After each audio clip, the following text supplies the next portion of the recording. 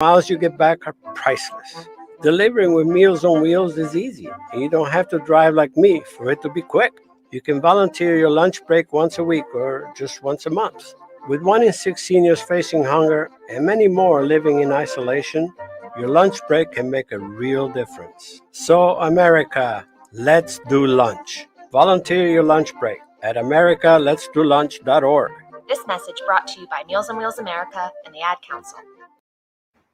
Okay, Simon, what are you wearing right now? Nothing. That's right. And what do people normally wear? Clothes. Exactly. So now Mommy's going to teach you how to dress yourself. Clothes keep us warm, they look good, and if we go out without them, the neighbors will talk. So it's important to know how to get dressed. Here's how it's done. Underwear always comes first, name tag at the back, then pants, then shirt. Get the first button in the right hole or you have to start all over. If you're wearing a tie, it goes over, round, through, and pull tight. Tuck your shirt into your pants and zip up your flap. Socks going first, then shoes right on right, left on left. With shoelaces, just take the ends, cross them over, switch the loops. The rabbit goes down the hole, pull tight, and you're left with bunny ears. I love bunnies. Good to know. Now remember, spots don't go with stripes, socks don't go with sandals, and if you've tucked in your shirt, wear a belt. Got it?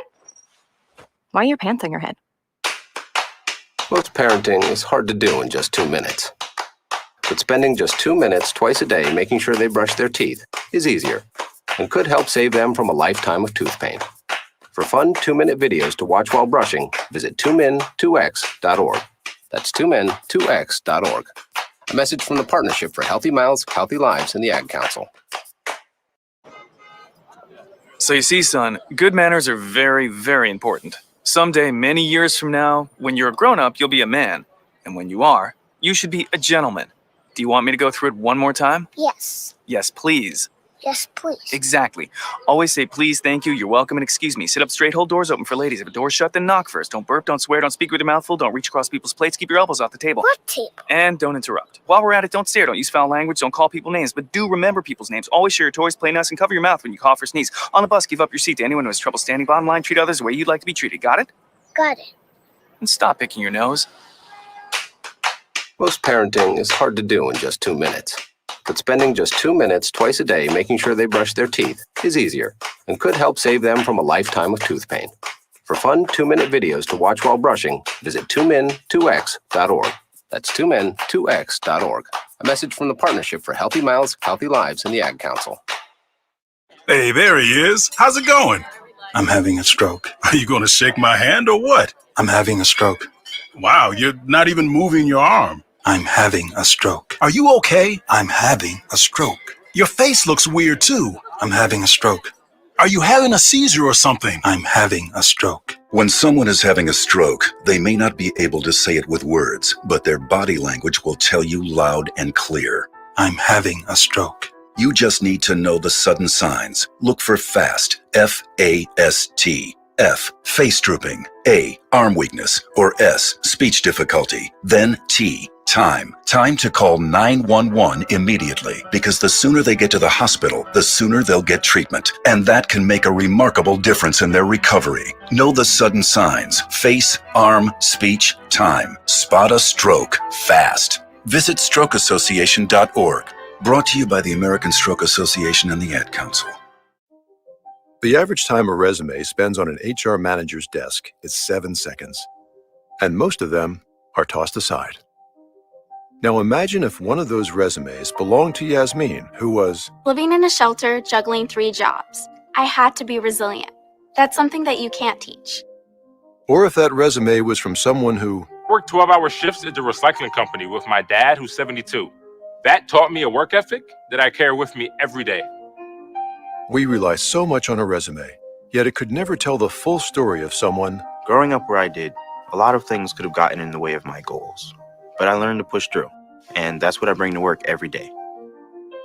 So maybe it's time we look beyond the resume and look to Grads of Life. Discover new ways to develop great talent that are so much more than what's on paper at gradsoflife.org. A public service announcement brought to you by Grads of Life and the Ad Council. Do current market conditions have you nervous? Our experienced team of financial professionals at Heritage Harbor Financial Associates understands that no two investors are alike. We all have different goals, needs, and appetites for risk. That's why the one-size-fits-all approach does not work. especially when planning for retirement. At Heritage Harbor Financial Associates, we analyze your unique investment style so that you can work toward your individual retirement goals on your terms. Heritage Harbor Financial Associates can help you take steps to reach your retirement goals by providing a wide array of financial products to fit your needs, even for the risk adverse. Give us a call at 631-331-6599 to learn more or to set up an appointment with one of our financial professionals. You can also find us on the web at hhfa.org or on Facebook at facebook.com/hhfa.org. Our number again is 631-331-6599. That's 631-331-6599. Investments in stock, bonds, and mutual funds and variable annuities are not FDIC insured and are subject to fluctuation in value and market risk, including loss of principal. Heritage Harbor Financial Associates offers securities through AXA Advisors LLC, New York, New York. Member FINRA, SIPC. Annuity and insurance products offered through AXA Network LLC. Be fearless at MMA Long Island and Seituha Karate. Located at 28 Cold Court in Ronkonkoma, MMA Long Island is the martial arts school for you if you want to learn combat-proven techniques, build confidence, discipline, and self-esteem while learning real martial arts to fight back against bullies, predators, and peer pressure. MMA Long Island offers group and private lessons for all ages and levels in traditional Goju-Ryu Karate, MMA, and self-defense. MMA Long Island is one of Long Island's most affordable martial arts schools. There are no promotion, belt, or membership fees, and family discounts are available. All classes are taught by 7th degree black belt Sensei John Benedict with over 30 years teaching experience. So whether you want to get in the ring or protect yourself and your family, MMA Long Island can help you reach your goals. Visit MMALongIsland.com. That's MMALongIsland.com or call or text 516-381-9660. That's 516-381-9660. Edward Lehman has been a trusted insurance advisor for over 16 years with insurance solutions for auto, home, commercial, life, and retirement. He's located at 54 Sunnyside Boulevard, Suite H in Plainview. That's just 1,000 feet south of 495. Local agent, local advice. The time to think about insurance is before you need it. So do yourself a favor and before you pay your next insurance bill, give Ed and his team a call, 516-935-3900, or visit them online at www.allstate.com/EL. Edward H. Lehman Insurance is your trusted insurance advisor. Take a look under your bed. Find stuff under there? What about jobs? No? Now try your basement. There's a pair of overalls that overall you're not so into anymore. A perfectly good laptop that hasn't sat in your lap in months. And even more stuff, but still no jobs? Well, you really have both. See, stuff is defined as household articles considered as a group. Sometimes this stuff is no longer needed. Wait, no longer needed? That can't be right.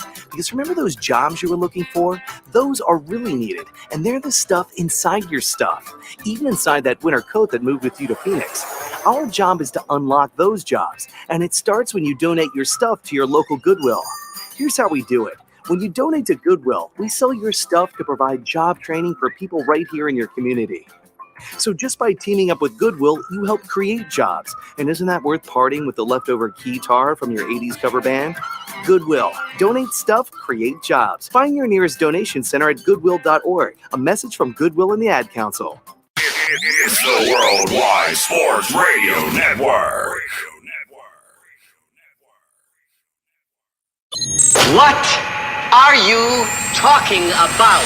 No, it's not him. There is only one more. There is only one more. That's it. One more. Get a rest! No! They saw your team put up zero effort. Wake up! Remember in the old days they used to have oxygen for them. Where's the oxygen? Play like absolute just garbage. This is the Sports Loudmouths. Yay! Man, can you keep it down? I'm trying to introduce here. With Errol Marks, Speedy Petey, and Tyler Harrison. You're not even a has-been. You're a never was. You're a never was. You're a never was. We are back, ladies and gentlemen, for a new show of the Sports Loudmouths. I'm your host, Errol Marks. My two co-hosts, Speedy, Slimebag Petey, and Tyler, Morthy Moreball Harrison, ladies and gentlemen. Yes, Morthy Moreball Harrison.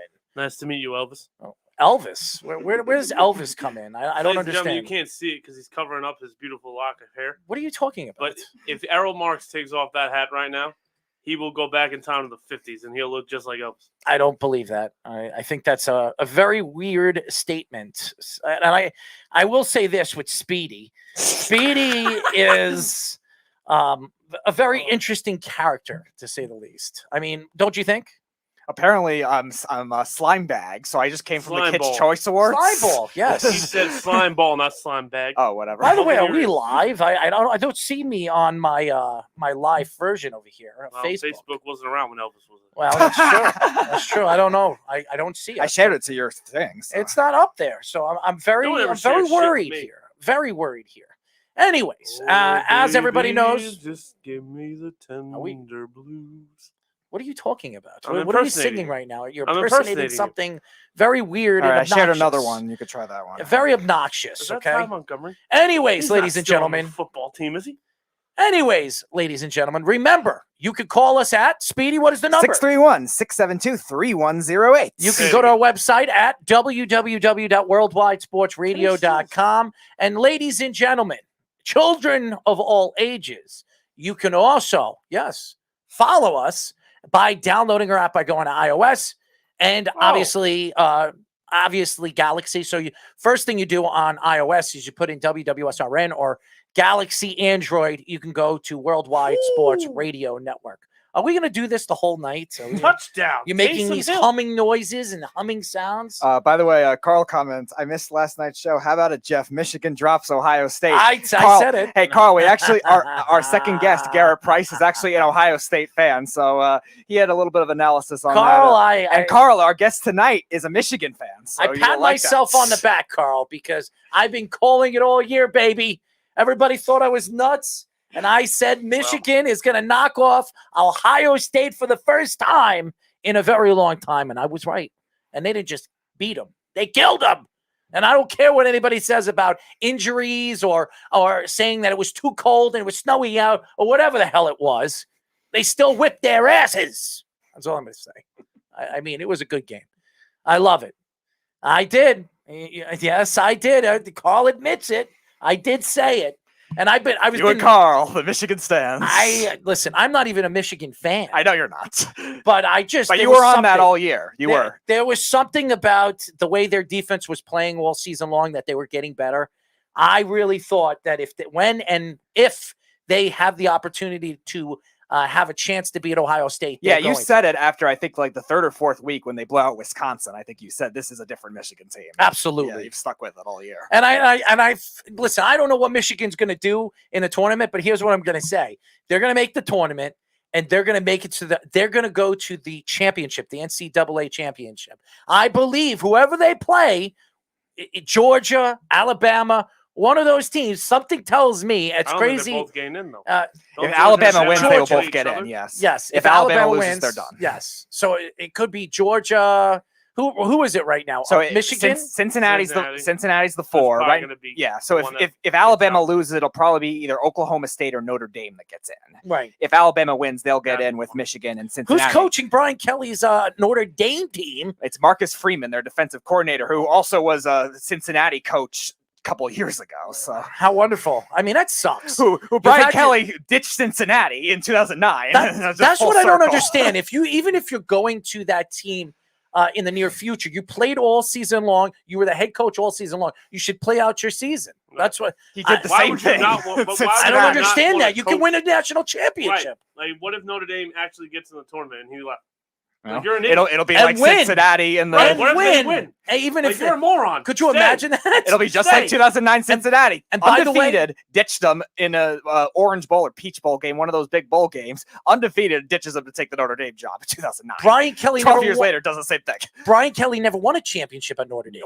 Nope. So could you imagine at this team, this recruiting class, his final year as Charlie White a 2.0. Notre Dame coach? What happens? He wins the national championship. No, and he's not the coach. No. Who knows? They might be better off. That goes to the defensive coordinator at that point in time. That doesn't go to him, and that's sad. No, I don't care if you coached all 18 games in 6 Honestly, they might have a better chance.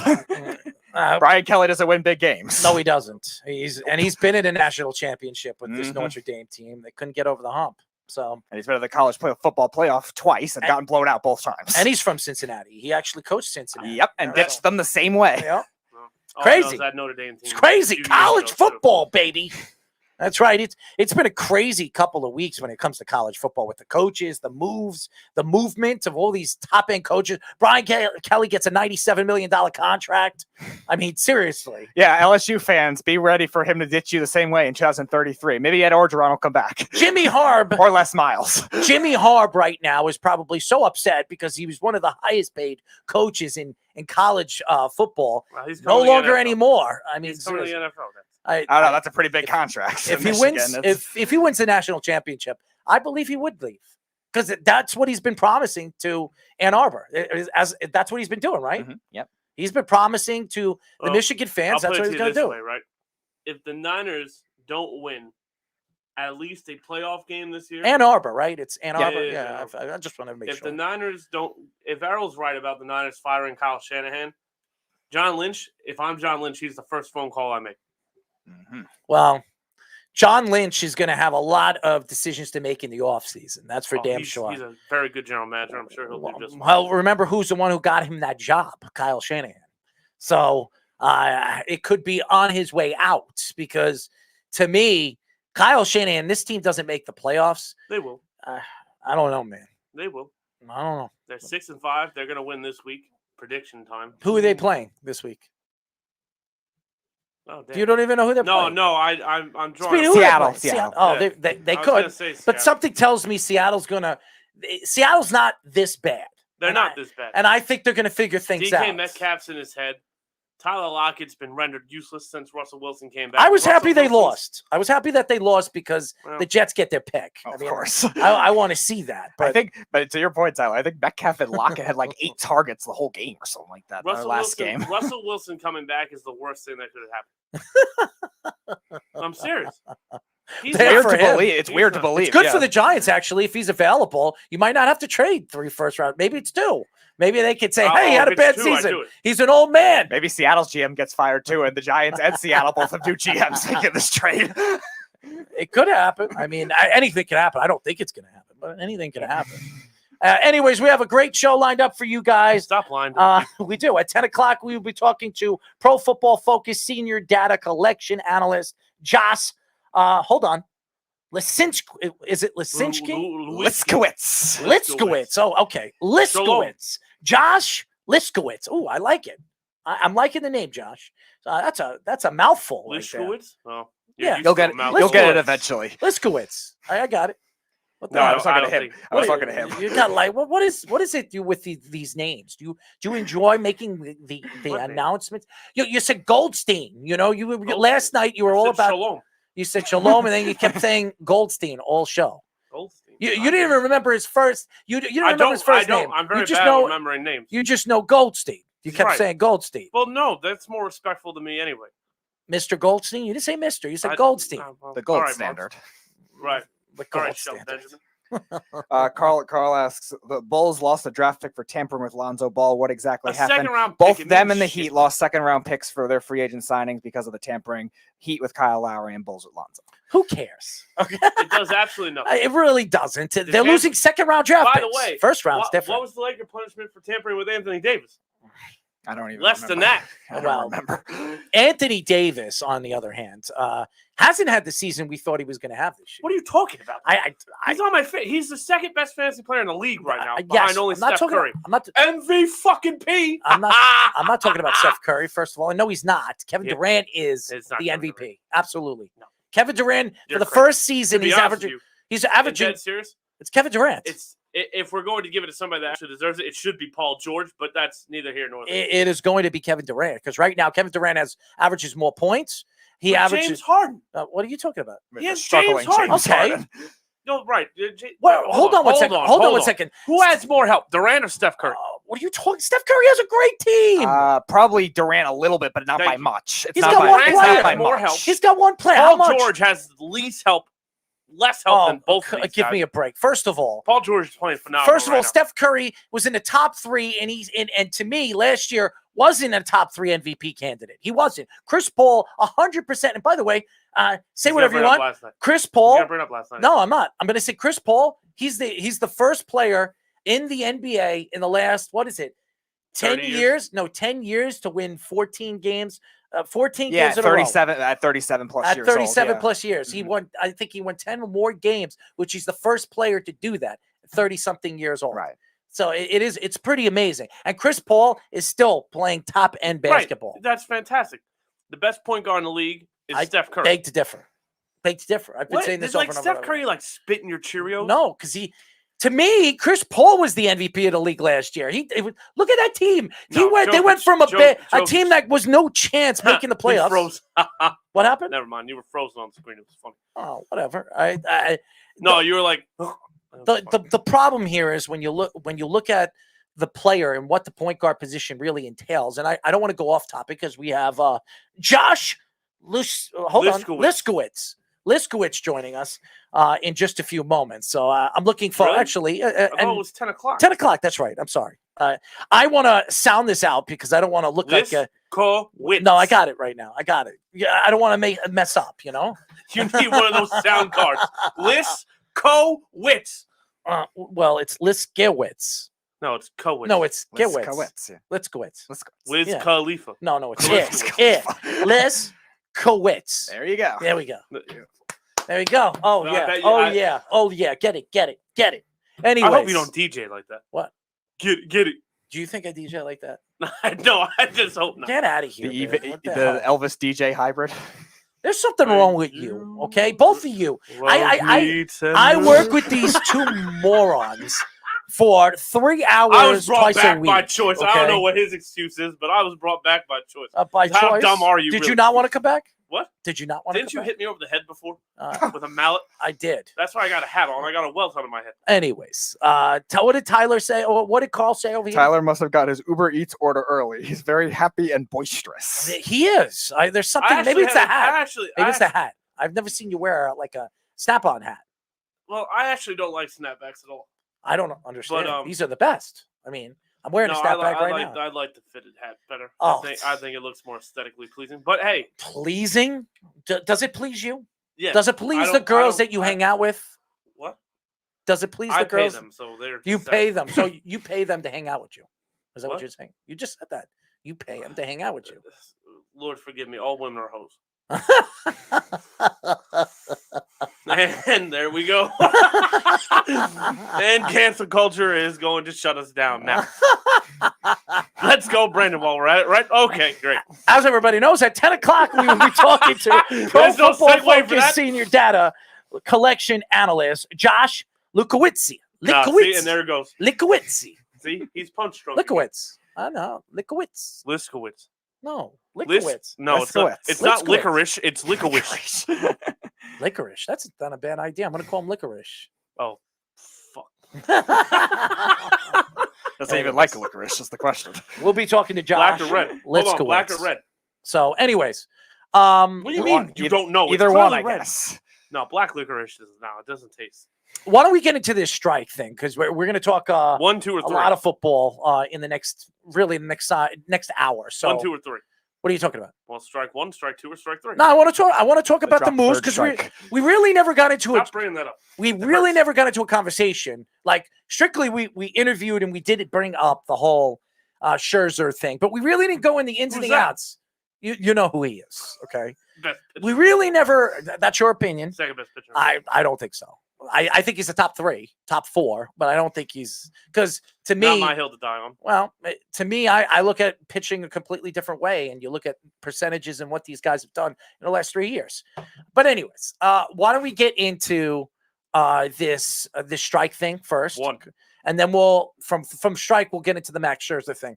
I really look at the strike and whatever they call this, what hole out, what they call it? Lockout. Lockout. Yes. Carl, yes, it is a lockout. Carl. Whatever you know what it is. It is a strike. It's a lockout. It's a lockout, but it's a strike. The players want to play though. Yeah, I understand that, but the owners And don't. the GMs They're want striking. GMs. Well, the owners are telling them not to come to work. All It's a right, lockout. so they're striking. The owners want to make a new deal with the players, Right. so they're striking.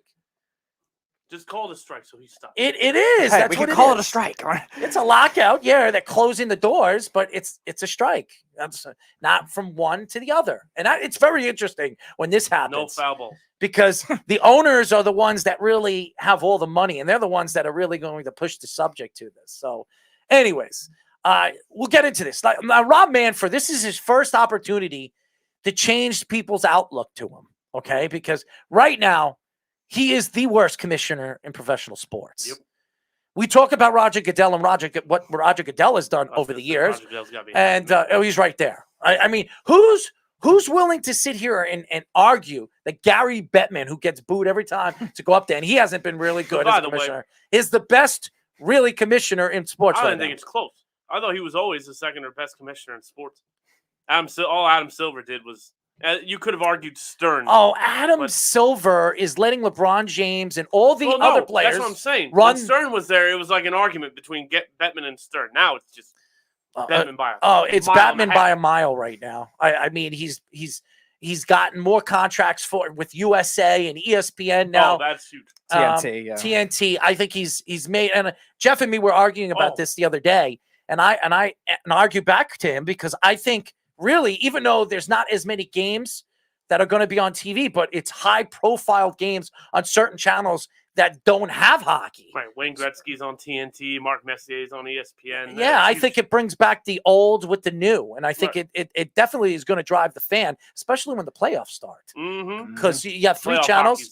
Different. You have three channels that you can have live playoff games on. Right. So it obviously is going to make them a lot of money in the high-profile opportunities to sell the product. Right. So New York team will be in the playoffs.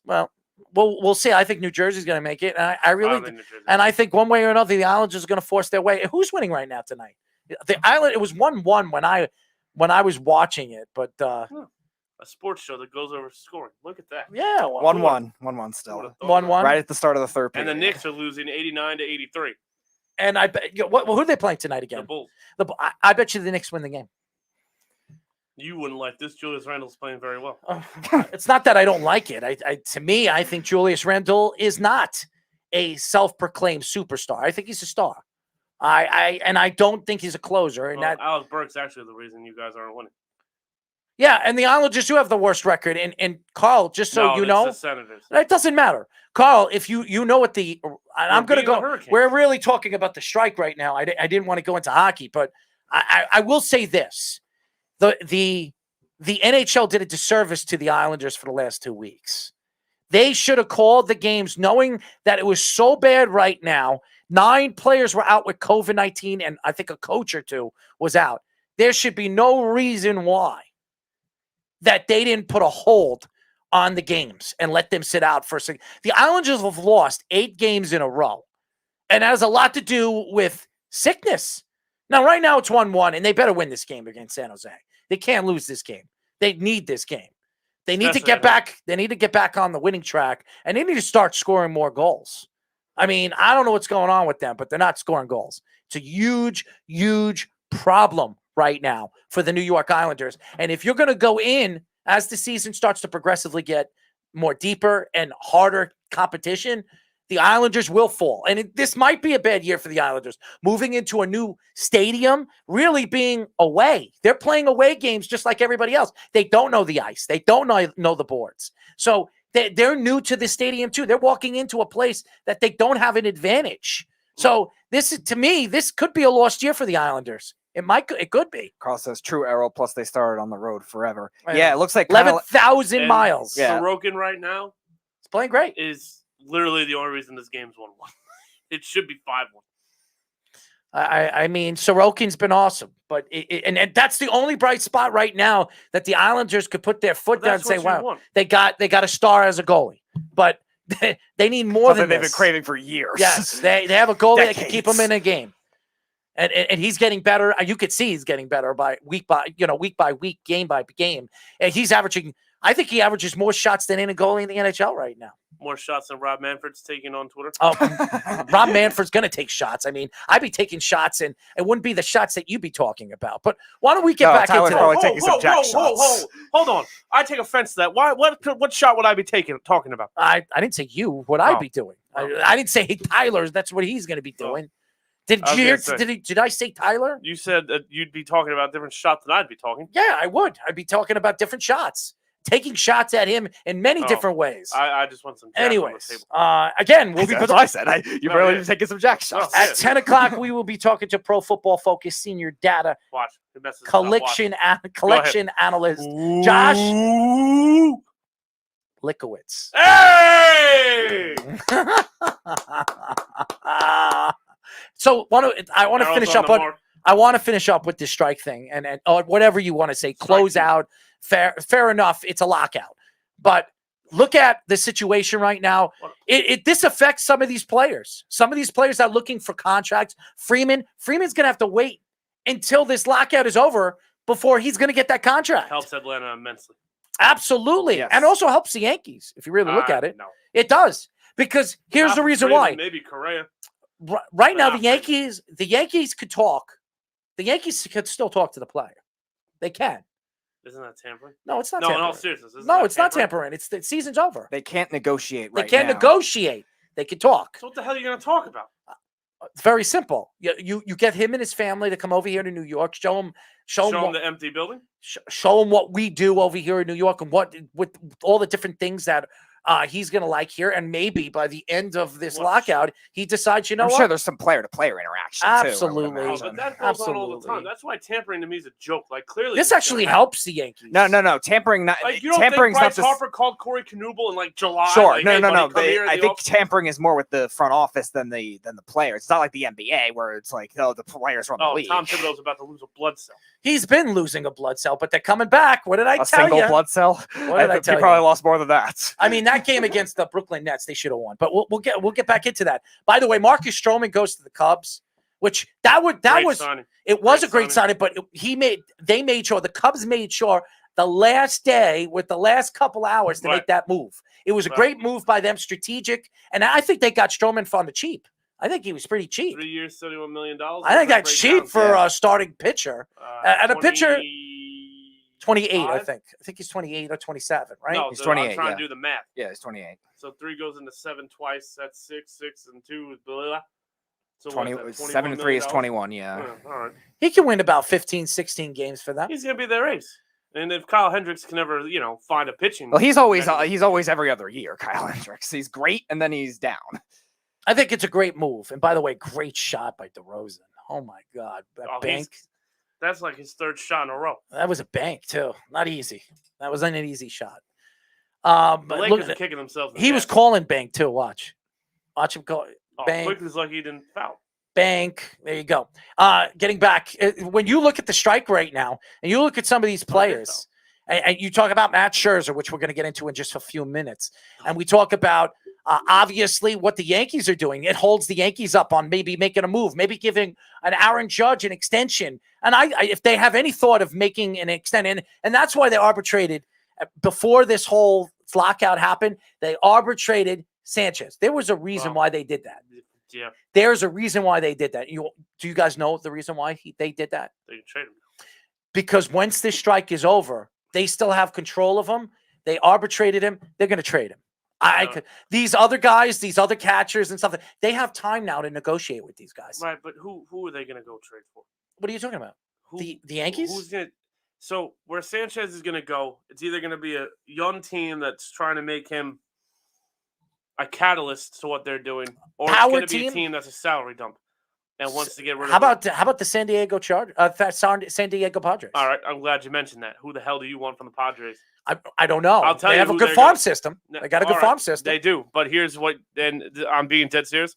If you get trade one Sanchez, player, you're not going to get a big player. Okay, then you're out on Freddie Freeman, because the only player you're going to get back from them that's going to play right away is Eric Hosmer. Here's an interesting one for that. Two guys that started off their careers pretty strong, Sanchez and him, and now both slumped in recent years, hitting wise and pitching wise. Chris Paddock maybe as a flyer for I the would Yankees. love Chris Paddock. Chris Paddock. That's got good stuff. That's not a bad idea. Hosmer grew up a Yankee fan. I like Hosmer. That's interesting. I like Hosmer. That's not a bad idea. Hosmer When you just said that, I'm listening about it and I'm thinking about it. But why that not? means Hosmer out hasn't on Freeman. Yeah, and you're not getting Correa, and you're not bringing Rizzo back. That's not really, because Hosmer has what, $18 million. Yeah, Hosmer's got 4 years left on the. Yeah, that's not a lot of money. That's $18 cheap million for a first baseman. Yeah, You're $18 million for the next. What Freeman wants? What 68 million? 4 years. It was 4 years. It was 4 years and $18.5 million average annual value at the time. I'm not sure if the contract was front loaded or back loaded. I mean, Hosmer hasn't looked good, but maybe being charged up going to the Yankees can change everything. And he's hit very well in the American League. None of these people are gonna tell me that I'm right, but you know how much I love Eric Hosmer. Yep. So that could happen. Actually, I never even thought of that. That's a good idea.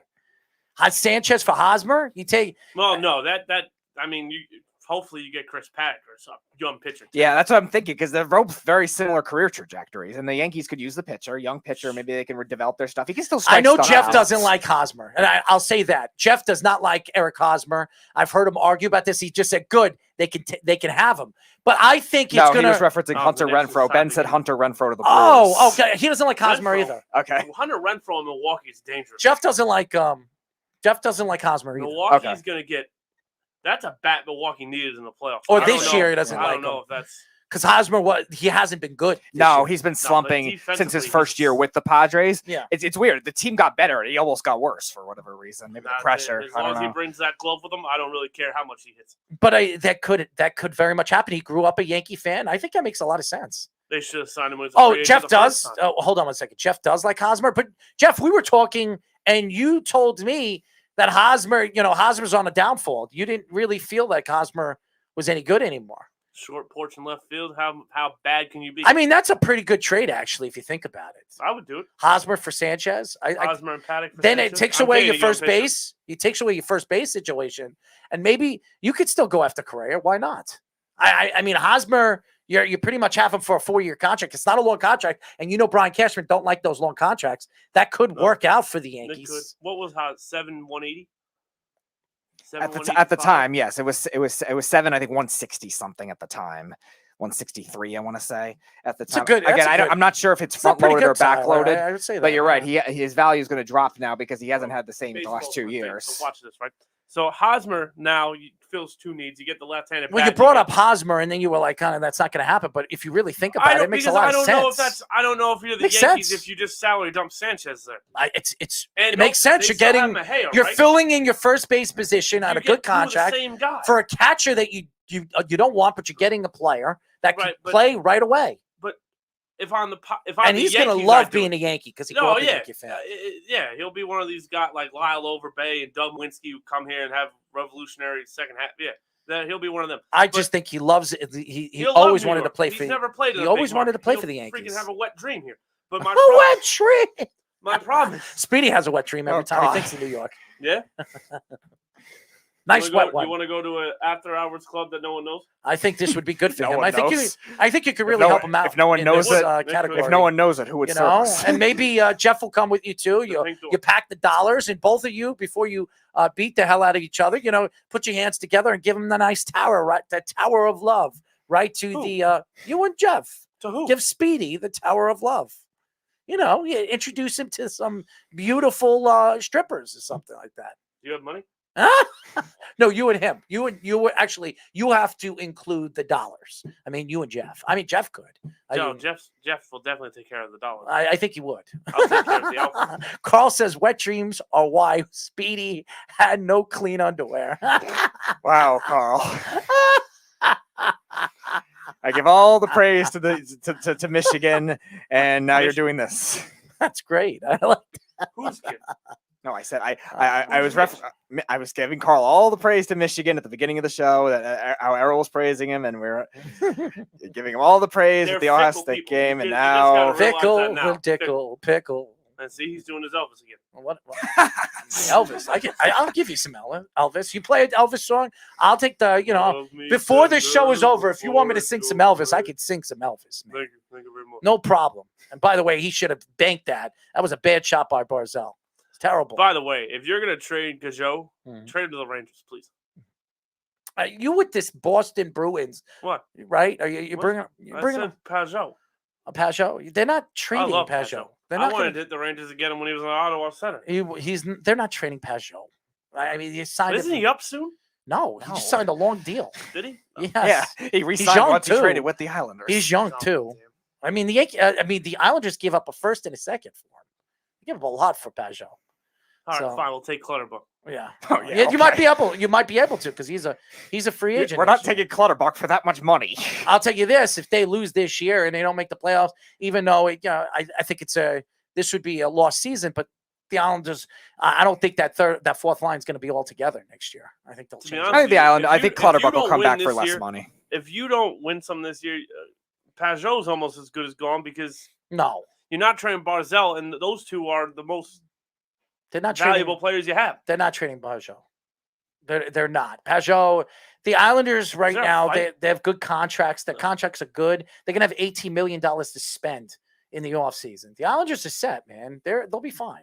And and if they don't win, obviously they're going to have a high first round draft pick. But I think the Islanders have a very good chance. They are going to trade Chara.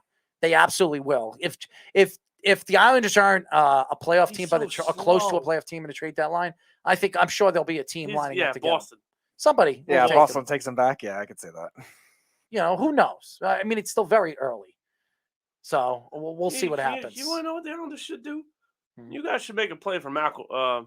McAvoy. That's going to be pricey. Boston's the not Islanders- trading McAvoy. They're not doing that. They might have no choice. And McAvoy grew up a Ranger fan, if I'm not mistaken. He did. He's from Long Beach. He's a Speaking Ranger of McAvoy and the Bruins, our Bruins fan has arrived. Jeffrey, what's going on, bud? Yes, Bruins finally ahead in the game. Love it.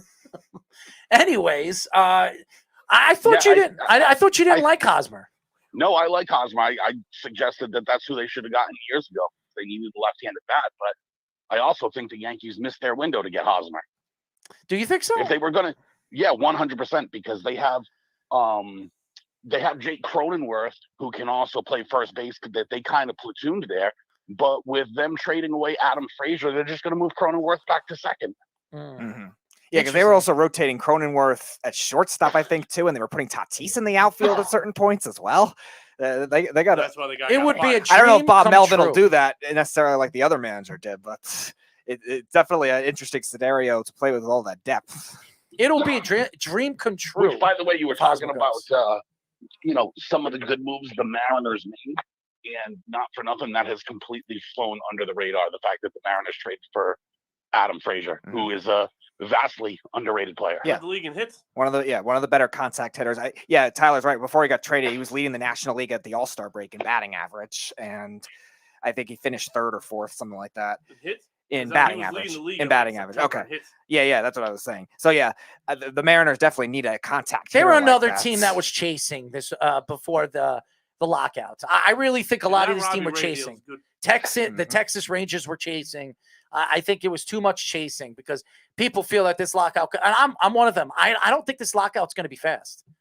I don't either. They'll be done by the end of the year. I don't think so. I I'm think not- this is going I'll to take stick- at least 2 to 3 I'm months. still maybe sticking with 3. Memorial Day opening day. Yeah, I mean, everyone likes to posture and stuff, and that's what they're going to do for the next 2 months because they'll have Mhm. January and February and whatever. Yep. But no one likes missing paychecks. Absolutely, but I think I think we've seen this before. And with baseball, a lot of the players and the lawyers that are involved with this, they're going to hold strong, and these negotiations with the owners, they're going to be very tough on this because they want more. There's literally nothing to hold strong on. The players are getting, huge contracts. You guys were surprised by the Seager contract. I wasn't. I thought Seager was a good player, and that's where salaries are going. So it's like, what is there to fight for? Well, I think a lot of these small marketplaces, I've been reading a lot of things that Rob Manfred is saying. And Rob Manfred, I don't think Rob Manfred should be talking right now. I think this should be really into the discussion and negotiations before you open your mouth because you look really, really bad when you speak. He looks like I'm not taking shots. You just don't like Rob Manfred. No, I don't, but he's stupid. Why do you go out to the press and open your mouth when you haven't even sat down really with the players union? You really haven't even sat down with them, and you're They ready. have, though. They had negotiations. Yeah, but going on this whole time. I have they? Because right now they're going to be sitting down more than they ever have because there's nothing going on. It's all locked. So now you have all these owners going to be sitting together and banding together about these really looking at the contracts. Now, what made no sense, and I'm going to go back, and I know you said something last night when I came to Correa. I said that Correa is not going to get over $200 million because Yes, he will.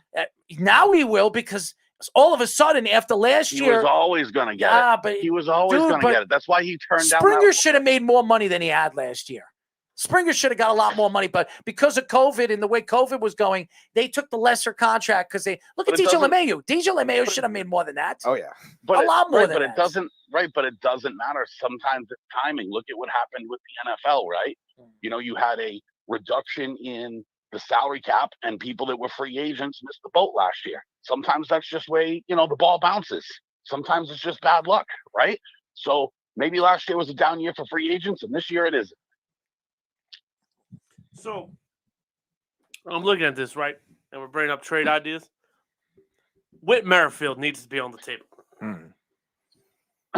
I mean, dude, you're honestly playing like fantasy baseball with your unrealistic freaking trades. Do you know what I'm saying? Because literally what you're doing, he fits a need. Well, Whit Merrifield's been on trade radars for a while, and You're kind of similar to right. Adam Frazier. There's going to be teams that need contact hitters, so I could see where he's coming from with that. By the way, look who's in the lead. By the way, just so you right? But what you're doing is trying to build an all-star team, and it's just not possible. What do you mean? It's just not. Well, where does he think Merrifield's hold going? on, though, that's a bit. There's a trying big to get the difference. best player at Wait a every minute, position hold on your team, and Let's it's just just not say- realistic. I think the Yankees could get him. But if Eric Hosmer is very realistic because the Padres are makes a lot of sense. If the Makes a lot of Padres sense. Not are realistic basically anymore. begging major league teams to take that contract off their hands. 1, 2, Whit Merrifield fits a need Well, the Yankees don't hold have. on one second, Jeff. That doesn't mean that's not possible. There definitely is a And possibility. he's cheap. It's definitely a possibility if they want to take the contract away and they feel like Hosmer And how is many people in Major League used Baseball goods. actually know Whit Merrifield? Maybe they go after Freeman. Maybe they go after Freeman. Everybody knows Whit Merrifield. He's probably the best second baseman. How about this? He is. I said, how long ago did I say that? 5 Freeman years is looking for a 6-year, $180 million contract. He's Right. great. The other Why couldn't the problem- Padres do that? The other problem the Yankees have too is what are they going to give him? Nothing. No one wants Clint Frazier anymore. Gary right? So who are you Sanchez. gonna give him? Gary Sanchez, who Frazier's averages 24 to 25 home runs. Yes, he's not No great one- under no the one- plate, but no maybe one- him going no over one- there. Maybe going no over one there, it'll wants a change. fat toad that can't play defense. That's fine, but we don't. If maybe him going to the National League, it'd be different. Maybe it'd be different. And you want the Royals to saying. trade for Gary, and you want the Royals to trade for Gary Sanchez when they already have Salvador Perez. Perez is a free agent. Perez is a free agent. They'll sign him. We'll see. I mean, I don't know. Hold on, though. Wait just a second here. And you don't think Salvador Perez wants somebody to take the load off his knees? He's going to be 35 years old next year. If Perez is even a Royal. no, he wants Right. to be. He wants to be catcher. He said that. He believes he has another Gary 5 years to go to Sanchez might not baseball. want to be a catcher. Gary Sanchez He's might say, expecting make me DH. Perez is expecting a 4 to 5 year deal, no less than that. And that's what he's going to Yeah, get. and the Royals are not in a position where you just take a team-friendly discount. They're not going to do that at this point with that. If Perez is going to come back to the Royals have to give up a lot of money. Absolutely. $14 million a year, and that's a lot of money for a catcher. I mean, Perez. He's only I think part owner, though. Perez is going to be looking, especially for the year that he had, 14 to 16 million a year. That's what he's going to be looking, and he's going to ask for. I don't think so. Yeah, absolutely. He's going to want top. He's the best catcher in baseball. He's going to want to get. I think he'll end up You getting don't pay something like catchers that 18. much money. I mean, Real Muto, what did he get? What did he get? Real Muto got over 21 and a half, something like that. Yeah, Real Perez Muto is the gonna best. have 25. Real Muto is the first of all young. Yep. Real Muto's young, and when he got that, yes, he was. He was very young. Yeah, 27, 27, right? Yes. 29. 29 that he had that. So he's 29, and he can steal bases. He can do all that stuff. Perez can The do problem it. with the Yankees. Baseball. The problem. I'm not saying the Yankees. The 'cause I don't problem with think the Yankees isn't even second base or catcher or whatever it is you're thinking. Whit They need Merrifield's going to play pitching. center field if I get They it. need relief pitching. That's what they need. Oh, They need starting pitching too. Relief pitching. That's what he said. Yeah, Corey Knuble didn't get called. I think it's going to be. It's really early. There's a lot of good relief pitches that are going to be available. Corey Knuble. They're going to the Yankees are absolutely going to make moves for pitching. I just don't think they're going to be. People look at some of the things that the Yankees are going to do. You're going to be like, why did the Yankees do that? But I think Patrick Corbin ain't walking through that door. no. Oh, who said that? You have everyone go to them. Remember when you were like, "Oh, Patrick Corbin definitely a Yankee." By the The way, Yankees, by just so you know, Patrick Corbin is definitely going to be looking to be traded sometime next year because The Nationals are trading him on a down. I don't know. Hold on. He had a really bad year If the last Yankees year. are making a phone call about the national pitcher, it better be the guy they should have signed last offseason. Who's that? Strasburg. I wouldn't. But again, they're trading like Corbin. You'll be trading him on a He down. gets He just too injured. he got hurt a lot So last what? year. And it would be very un-Yankee. Washington's going to want to trade him on a high. He's Try a to winning trade him. pitcher. You got to account for that. The Nationals are not going to trade him now. No. They're going to try to take a flyer on him if maybe he does individually and the team's still struggling. Then they'll But if trade you're the him. Nationals, you can't risk. I think Patrick Corbin is realistic. I don't think his value is going to drop any lower right now because he already got hurt. So I think if anything, he's nothing to do but go up. You're not going to see the Yankees not do anything. They're going to make a move. They just got to decide where they want to go and how they want to hit it. And they might not make a move, right? Dude, listen, everything. Have you been in New York? I've been reading a lot of things. It's going to happen. I mean, there's a lot of different. They may not make a move in the offseason, though. They might be looking to make their move at the trade deadline rather than make it. In the yes, but no. I think I still think the Yankees are going to make a big move. They're not going to sit this offseason and sit on nothing. They're going to make a big move and they're going to bring some relief pitchers in. I just don't think it's going to be the crazy. Maybe one big move. I said this. Freeman, Correa. I don't want Correa, but it could be Correa. I think there's very logically. I mean, Freeman's a definitely almost bet if he doesn't go back to the Braves. And as much as I think the Braves are going to get him, I still think that the Yankees are looming and waiting to pounce on this. And if it happens, we've seen the Yankees do this before. So the Yankees might miss completely, right? Because listen, just because you're seeing teams this offseason, right, like this free agency period, that you don't normally see making moves. The Tigers have had a great offseason. The Rangers are making moves. Dude, the Marlins are spending money. What the hell is that all about? Jeter's got a plan. No. Right. So you might not had a plan. Right. So you might not be, the highest bidder this year all of a sudden, right? Like, Brian Cashman has made it very clear he's not going to overpay anymore. Absolutely. And smart move. Right. So it is a smart move, but that was the biggest benefit the Yankees had. I don't disagree that it is. They're the Yankees. Trust me. I don't disagree that it is a smart move, but that's also why you guys might get nothing this year. I'm telling you right now, the Yankees they're gonna make moves. If they stood pat and just tried to find pitching, they'd be better off because they still have Gallo and Stanton.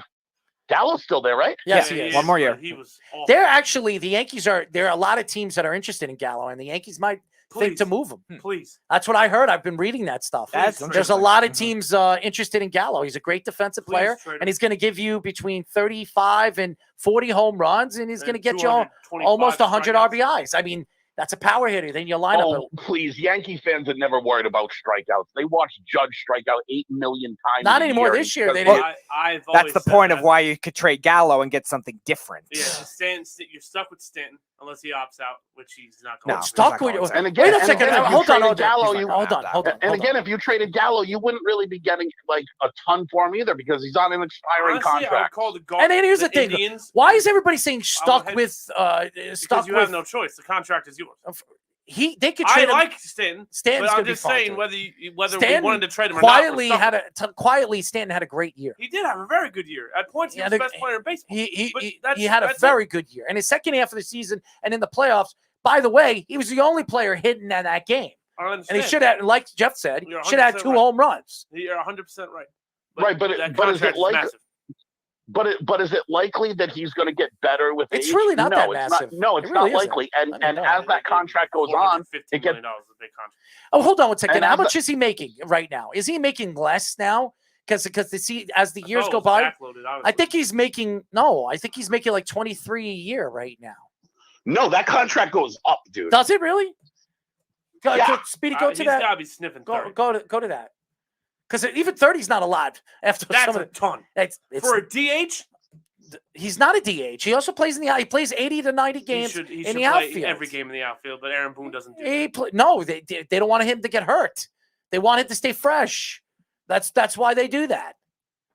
That's exactly why they do it. Why do you think he hits in the second half? I love Julius. What was that? Jeff's right. It goes up. Yeah, you love him. He lost the ball. It goes Great up job, 29 Julius. million this year, 32 each of the next 3 years after that. Then it goes to 29, 25. And then 2028. Yeah, but it's 20. Right, but it only goes down to 25 in his 37 and 38. Yeah. 2028. 2028, they have a club option that includes a $10 million buyout. And then 2029 is when it actually ends if they don't take that buyout. So, yes, you're right on that one. Right, so his salary keeps going up each of the next. What is the most 5 years? he's making? 32. All right. For the next 3 years after this year. And by then, 32 million a year is nothing. I mean, depending on what the results of the lockout and it could be. That's not true. I mean, that's not true either because that's exactly what Corey Seager just signed for. I'll be honest with you. That contract is why you couldn't go overpay for Max Scherzer. But You need more right now. Giancarlo Stanton or Max Scherzer. Listen, Max Scherzer, the Yankees were never giving him $43 million a year. I understand. Nobody would have. The Mets, that was outrageous. I understand. But what I'm trying to tell but you this is that the contract paradox definitely of- prevented you from even making the phone call. But this is exactly the paradox of how Errol makes arguments, though, right? Because Corey Seager getting $32 million a year is absurdity and craziness. It's But Corey Giancarlo Seager. Giancarlo Stanton was the MVP of the league. Okay? But he was Corey Seager's how a many Gold years Glove ago? winning How many player. years ago was 3 he? years ago. Five-tool player. 3 who years stays ago. healthy. 3 years ago. Okay. Yeah, and Corey Really good Seager. years. Corey Seager's much younger. All right. Corey Much Seager's much younger. He came off a major injury. Major Yeah, injury. he'll be fine. He's still one of the best players. He's in a baseball. shortstop, okay? And as far as I'm concerned, I'm not making a paradox or even making an argument. You have to look at the big $32 picture. million a year for Corey Seager at shortstop is much better than $32 million a year for a designated hitter. He's not a designated hitter. Again, if people, He is. no, Primarily he's a not. designated hitter now. No, he's not. He He's plays. a secondary outfielder there. That's because the Yankees are trying to protect him. If he was playing in the National also League, inadvertently he'd protect play Judge, every too. game. He'd play every game. Judge. Yeah. Also inadvertently could protect Judge. Judge DHs some games too, and Right, I understand that. They have a Aaron different Judge. They have a lot of different guys Normally- that can do that. Listen, I know it's unpopular when I said it a few years ago. I'm going to say it now. I don't want long-term investment in Aaron Judge. I don't. You're crazy. Yes, you were on the don't. trade him now Crazy. bandwagon. That's how we started the segment. That's crazy. I think with Don't- that. That's crazy. He's your best player. He's one of the top, when healthy, top 5 player in the league. That's the problem. He's 5-tool player, man. That's fine. He's a 6-tool player. The hospital sees him just as much as the baseball field does. Not this year. And if he can stay That's healthy. fine. That's fine. He's had what, 5 years in the league? 6? This is his. Yeah, this would be his 6th year. Okay. He's had 2 full seasons. Mhm. Come on. Okay. And you're going to invest $250, He's the $300 face of million your in team. this He's guy? one of the He's not going to get baseball. 250. He's No, going to he's get not. a lot of money. No, he's not. Corner you outfielders guys aren't getting a wrong lot. about all the contracts going around. Aaron Tyler's not gonna Judge get a lot of money. is getting top dollar. No, he's not. Not anymore. But what corner outfielder has gotten that much He's money? too recently? old. Bryce Harper just Too signed. old Not to Bryce. get that $300 Sorry, million. all right. Besides Bryce Harper, who's young and in his prime, the Bryce, older okay. older Aaron outfielders. Judge Aaron Judge is is going to be the- older by the time his contract's up. 160. When have the Yankees not offered 170 top dollar most. to the face of the franchise? Yeah, 160, 170. That's what he's going to make. I mean, can we stop with the too old argument too? We just saw a 38-year-old pitcher get $43 million. Yes, a and year. and as crazy as it really sounds, because it was crazy, and a lot of people can say whatever they want. It's every crazy. penny of it. Nobody deserves $43 million in 1 year. Who, by the way, has shoulder problems. He does. He had That's shoulder great. problems He had last year. historic And by second the half. way, Mark was right. I forgot that he had shoulder problems at the end of the season. He did. That's So fine. that's You don't think that's the Mets and that's just made him pass a physical? that's fine. Passing a physical doesn't mean you have shoulder problems. That's fine. Dude, just because you can He turn your pitches head and 25 cough days, doesn't he's mean never your missed shoulder's a- fine. His injuries are- Trust me, he's got shoulder problems, and you saw him grabbing his shoulder throughout the playoffs. pitched So phenomenal. okay, You're the last person I'm going to take injury advice from. Tom Brady's cut. That's fine, but you know that it's true. Ben says, And you said You know it's true. Severino was going to come back fine, and that hasn't happened either. He's been an absolute bum.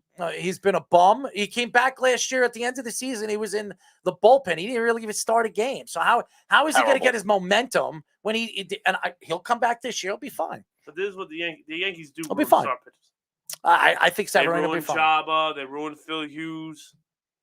Aaron Small.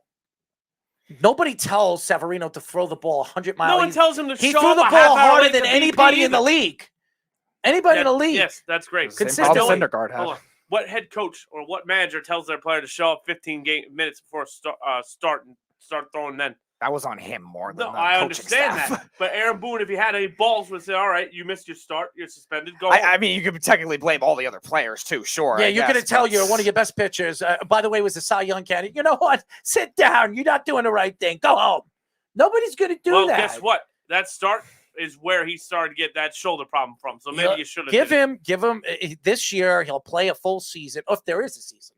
We don't even know if the lockout is going to even end. But There's going to be a season, man. I do. I believe as much that. as the players are going to lose money too, the owners want to make money as well, right? And without games and asses in the seats, they don't make money either. So both sides are going to be motivated to make this happen. Ben says there are 3 major problems with this: free agency, arbitration, and revenue sharing among owners. Players want to make massive changes to the structure of the game. They are pushing for things like a shorter time until they hit free agency, and most importantly, preventing teams from quote unquote tanking. Yeah, I think that's the big. Yeah, I think that's a bigger disparity when it comes to the owners, though, too, because the owners don't want the players to tank. I think it's more like the players want to make the trades. They want the players to make the trades too, and bring in guys, and also the disparity of the balance of between the small market and big market teams. Well, that's going to be another. Helps the owners, though. Well, that's going to be another sticking point too, Speedy, because they want to raise the luxury tax from 210 million to 240 million. Yep. And that would mean less money for the Royals, the Pirates, all the small market teams, and it would mean the Red Sox, the Yankees, the Dodgers, the teams that do spend money now, the Mets, right, would be even stronger. Oh, so sure. It wouldn't be great as far as balance of power for baseball. No, I think that, yeah, you're right. In that sense, I think it would be harder for them to be able to compete as a whole. And also, I think from the players' standpoints too, I think them wanting the arbitration thing kind of is already happening, where you're seeing most recently Wander Franco got the contract from the Rays. They got 10 years, I think 200 something million.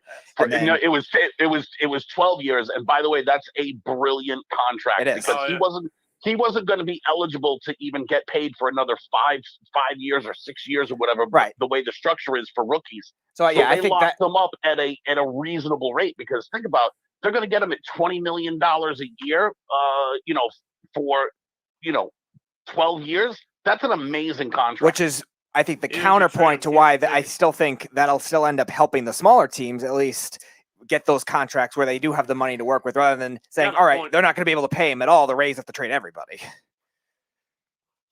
Oh, man.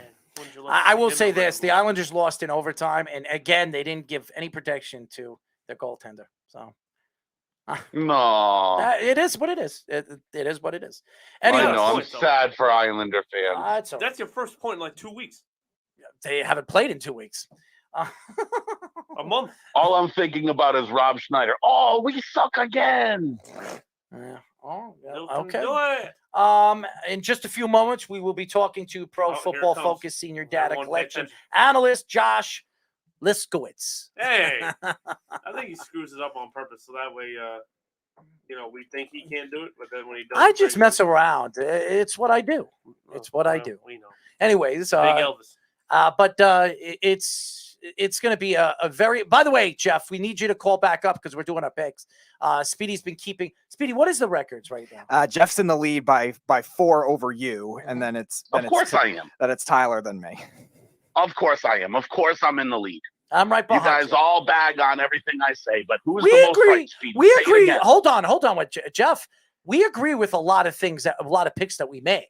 We do. Well, well, you're wrong more than I am. That's just what it is. That's fine. It's not over yet, bud. We got a lot left.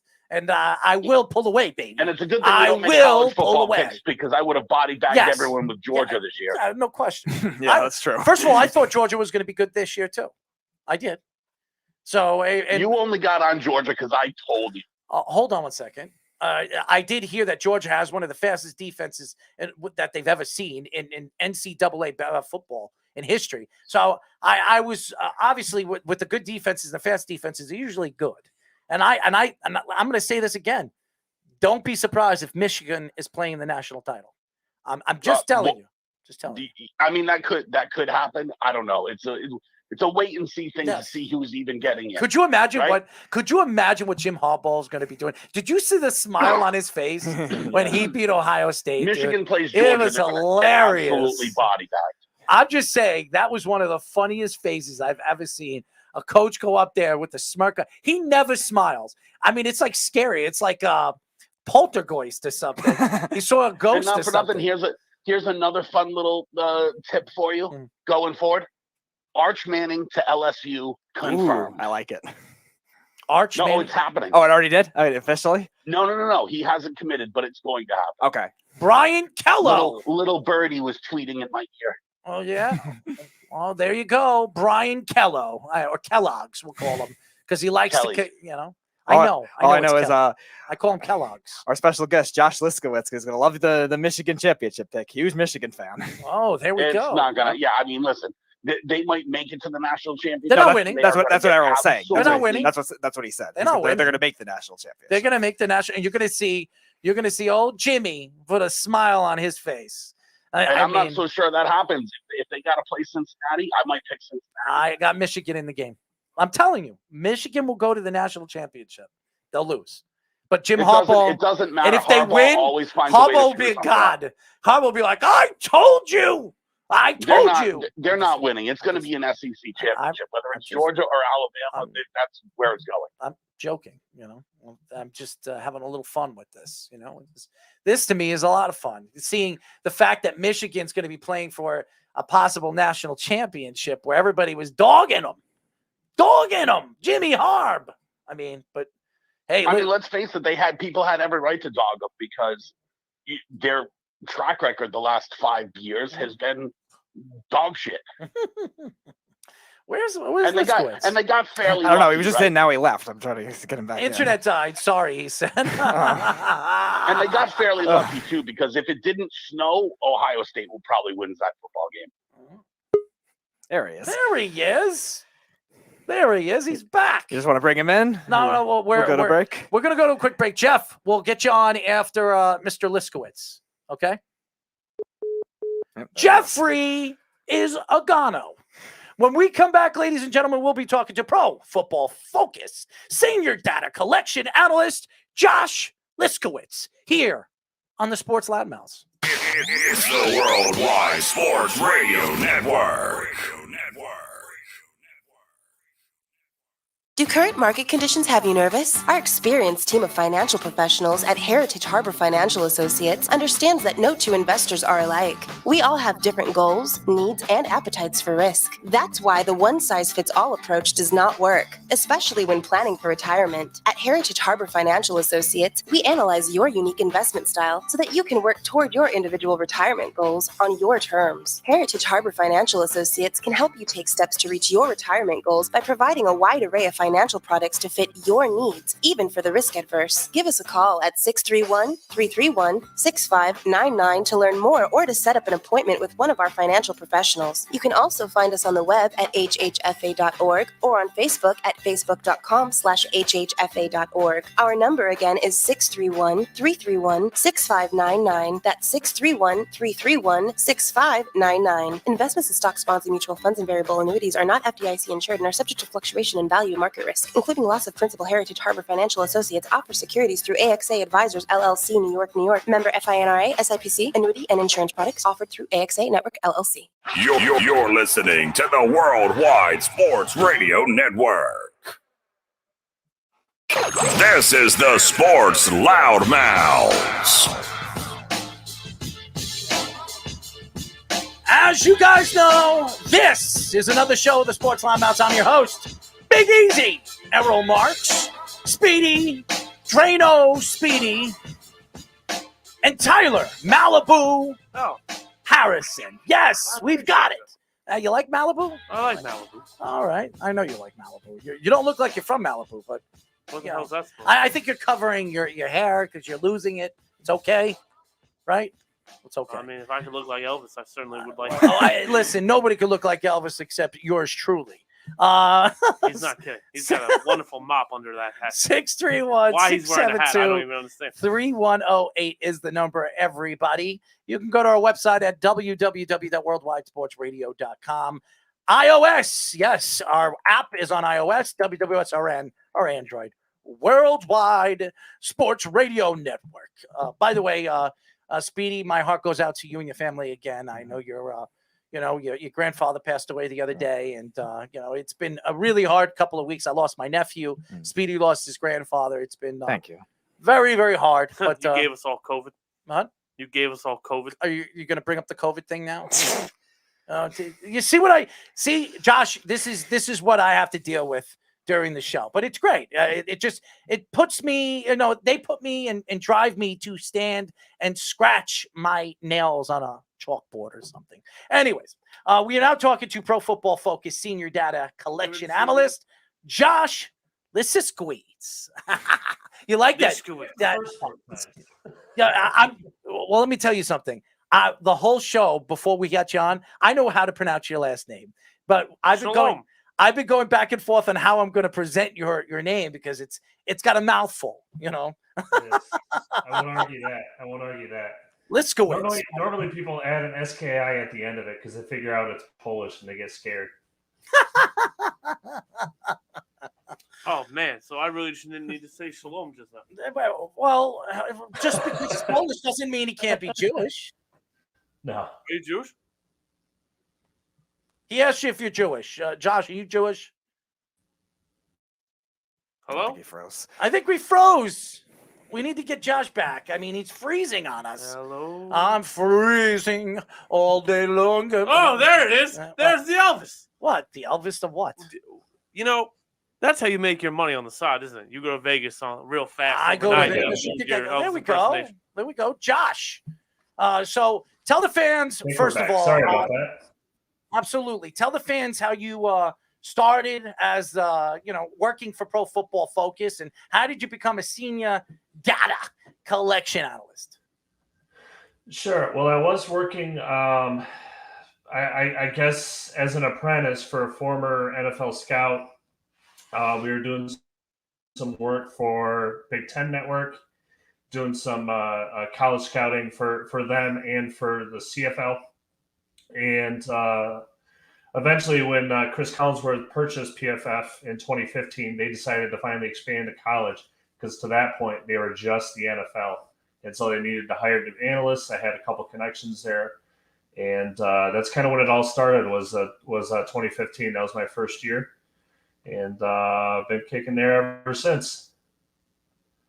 Now, why don't we get into this wonderful NFL season? Because it's been wonderful, not for us Jet fans and maybe for us Giant fans, but it could be wonderful because the off season could be very wonderful. I mean, the Jets could be drafting at 4 and 5, and the Giants could be drafting at 6 and 7. So, who's better than the New York players? Or the New York teams? The Bills. Well, the Bills, yes, but that the real New York team. Well, hold on, one second. Just because they play in Buffalo does not mean that they're going to win a championship. If they don't win a I didn't say championship, that. what are they going to do next year? I mean, they can have a lot. I mean, all they need is a running back, really. And I think the Bills are stacked. But anyways, Josh, what are your thoughts right now to the season as far as I'm concerned with the opportunities? Not everybody looks at the New York teams as a bad side. I think obviously they're both rebuilding teams. The Jets are quicker to rebuild, and the Giants could be a rebuilding team in the offseason. Do you think that this season's a completely lost season for both teams? No, not at all. I think they both need to be down there in that building. I don't think 7 and 10, or a middling record like that helps either team. So I think it's perfectly fine for them to be where they're at. Obviously, you're the Jets. You want your rookie quarterback to be healthy, to have some time to show some development, and none of that's happened. So you're worried about that. There's no question about that. You don't like having Michael Carter start to look like he's breaking out as a rookie and then him get hurt for the year. So that's not good either. But at the same time, it really doesn't benefit them at all to be picking somewhere in the middle of the draft. Now, obviously, they get 2 picks. It looks like they're both going to be very high because Seattle is certainly doing their part right now. So that's pretty exciting. But this is something I talked about with a couple of fellow PFF analysts, not even Jets fans in particular, but just for fans of football. And this was before this weekend's blow up with Hutchinson. But before their win this last weekend, they were set to pick 2nd and 5th. If there's a way they could get both edges, Hutchinson and the Oregon kid, how amazing would that be? It would completely transform that defense. You've got offensive pieces that you at least want to develop that you got last year. I think that would be the funnest thing to watch going forward, getting 2 absolute stud edge guys like that in the draft. And it's still possible with you just don't know how it's going to shake out, and Seattle certainly doesn't look like they're going to win any games anytime soon. So, maybe it's their pick that's 2nd overall, and the Jets pick is 4th or 5th. Hopefully you get lucky and Detroit falls in love with the quarterback. Well, if that happens, I'll be dancing on this desk right now and doing things that people probably wouldn't want to see. So there you go. as a Jet fan. Speedy? All right, so I was just stick with the Let's hope Giants that here. doesn't happen. I'll go back to the Giants here. Jason Garrett obviously just getting fired last week. They win the first game without him, but Freddie Kitchens, again, as an offensive coordinator, they want to do with their defense more than their offense. So what do you think in terms of both the offensive coordinator and also the coaching staff? If Joe Judge goes, if Dave Gettleman goes, what do you think would be the best coaching fits for Daniel Jones and this offense? And also if Daniel Jones isn't there, what do you think the direction is for the Giants if they decide to maybe let him go with a new coaching staff? Well, assuming Gettleman and Judge go, I mean, everything's up in the air. So it's kind of hard to say at this point. Honestly, right now, both college and NFL, there aren't a lot of super obvious candidates anymore. So, I mean, Joe Brady is still kind of the guy that would interest me. I would certainly lean offense. I would definitely go that way because offense rules the NFL now. It's not about defense winning championships. It's about your offense piling on points. And the quarterback is the absolute most important position in football by far. So you got to figure your quarterback out. Hopefully, whoever comes in realizes that it's not Daniel Jones. That's not the answer. I think we've seen enough to kind of figure that out. That's the first part of it. But I would lean toward offense for sure, and possibly go down to Carolina to pick off Brady. Obviously, a few years ago, there was a lot of scrutiny here in New York when it was discussed that Saquon Barkley was going to be the Giant pick at number 2 with all those quarterbacks that were sitting there. And obviously, there was Denzel Ward and Quentin Nelson was also available in that draft. And it turns out that the number 1 overall pick as well, Baker Mayfield, might not be in Cleveland that much longer either. Do you think those 2 picks will still be in their current homes, or do you think one or both will have new jerseys on at this time next season?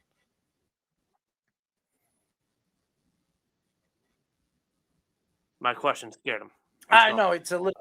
In terms of was number 1 Baker you're talking about? Baker was 1, Saquon was 2. Baker's going through hell right now in Cleveland. People still don't understand if he's the quarterback or not, which I think is blasphemous. I think he's clearly the quarterback of that team for the next 5-10 years. But Saquon is. I'm sorry, you're fake. He keeps going in and out. Why don't we get you back in? Let's close out. Sorry about that. Why don't we close out and get you back in? It might speed up your internet. That's what we'll do. So we'll hang on. Just come back in, okay, Josh? It's all right. So Speedy he has to do it himself. He has to remove himself completely. Josh, just come back in. Because it might be slow. If you come back in, it might speed up your internet.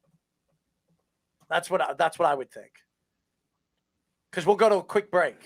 If it takes it speeds up your internet. All right. Why don't we go to a quick break? We'll have Josh on. I think I got you guys back now. Do you think it maybe hanging up and bringing it back in? It could speed up it might speed up your internet. Do that, okay? Why don't we go?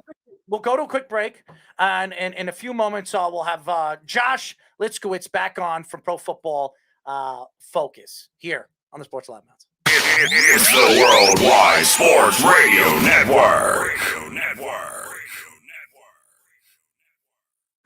Be fearless at MMA Long Island and Setuha Karate. Located at 28 Colt Court in Ronkonkoma, MMA Long Island is the martial arts school for you if you want to learn combat-proven techniques, build confidence, discipline, and self-esteem while learning real martial arts to fight back against bullies, predators, and peer pressure. MMA Long Island offers group and private lessons for all ages and levels in traditional Goju-Ryu Karate, MMA, and self-defense. MMA Long Island is one of Long Island's most affordable martial arts schools. There are no promotion, belt, or membership fees, and family discounts are available. All classes are taught by 7th degree black belt Sensei John Benedict with over 30 years teaching experience.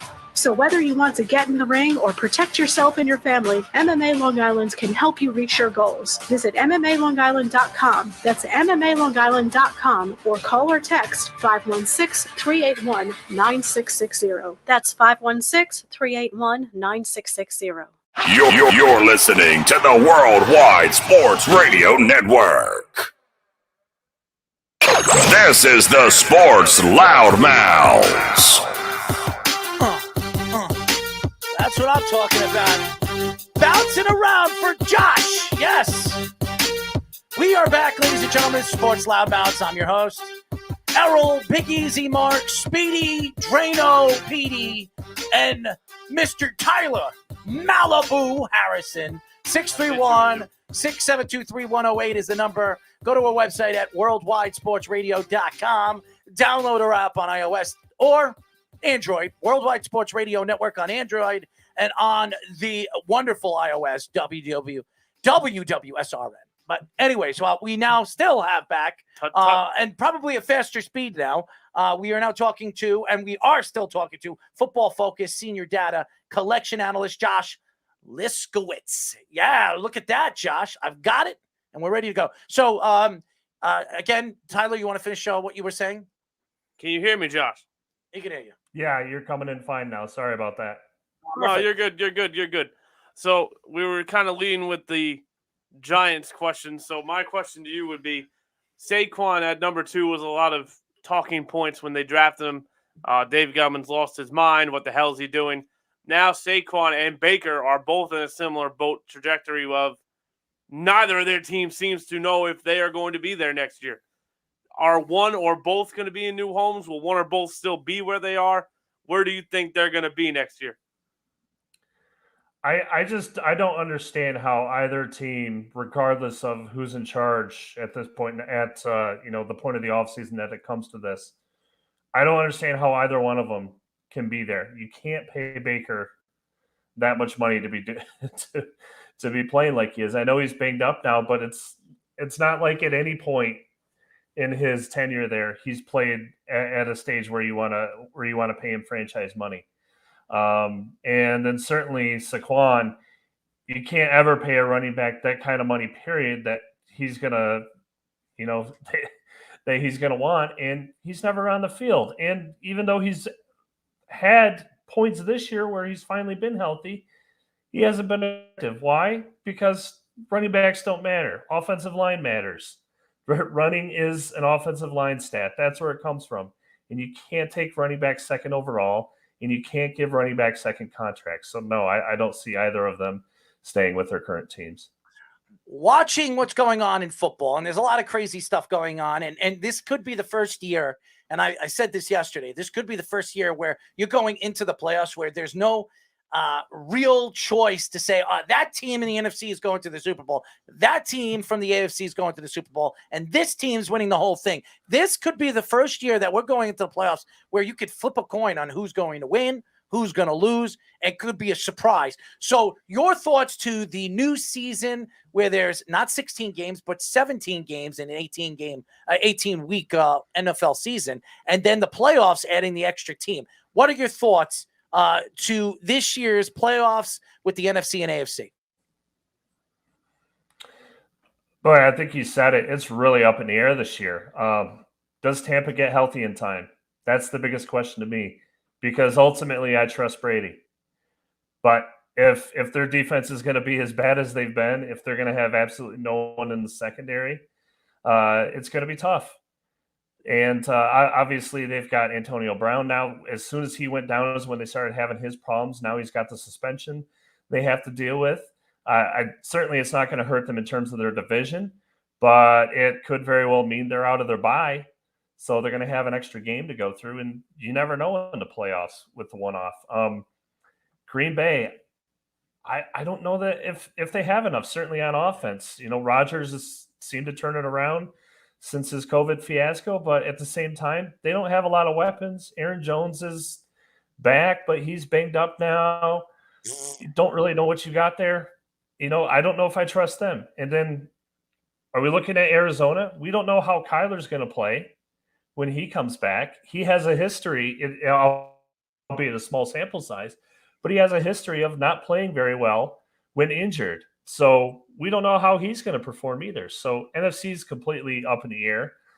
AFC is not any different. Baltimore is just injury after injury all over the place.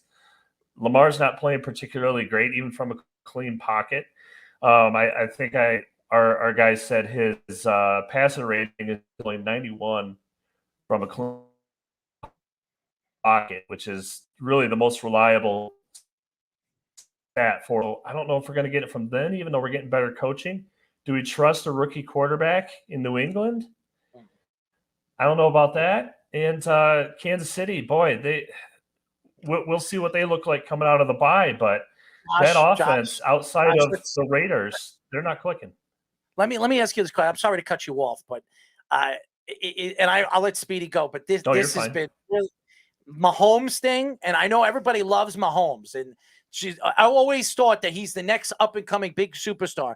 Finally, when there's controversy over there with his team is not as dominant on both sides of the ball. The special teams has had weaknesses this year, and really that offensive line, which they rebuilt in the offseason where everybody was jumping for joy, has not been the offensive line they thought they were. Mahomes is showing weaknesses, and he can't carry a team. So your thoughts to Mahomes this year on an offseason where let's be honest, everybody thought he was an MVP candidate. He's not an MVP candidate. He's not even close. Mm-mm. No, not this year. I don't think they've been very creative on offense. And quite frankly, they don't have enough weapons. They have the two absolute studs, but Kelsey has clearly been banged up at points and not been himself. Hill has been an animal all year. There's no question about that, but that's not enough. You need 4 or 5 weapons, and they've got 2. And I think that was very misguided of them in the offseason to put so much money in the offensive line. And when really it's about cohesion, and even that's not working because he's a different type of quarterback. You can't just it's not just a 3-step drop from shotgun and go. No, he takes these deep sets that really throws the they don't have any other weapons on that at wide receiver. I think that's really been a major issue for them, and I don't know.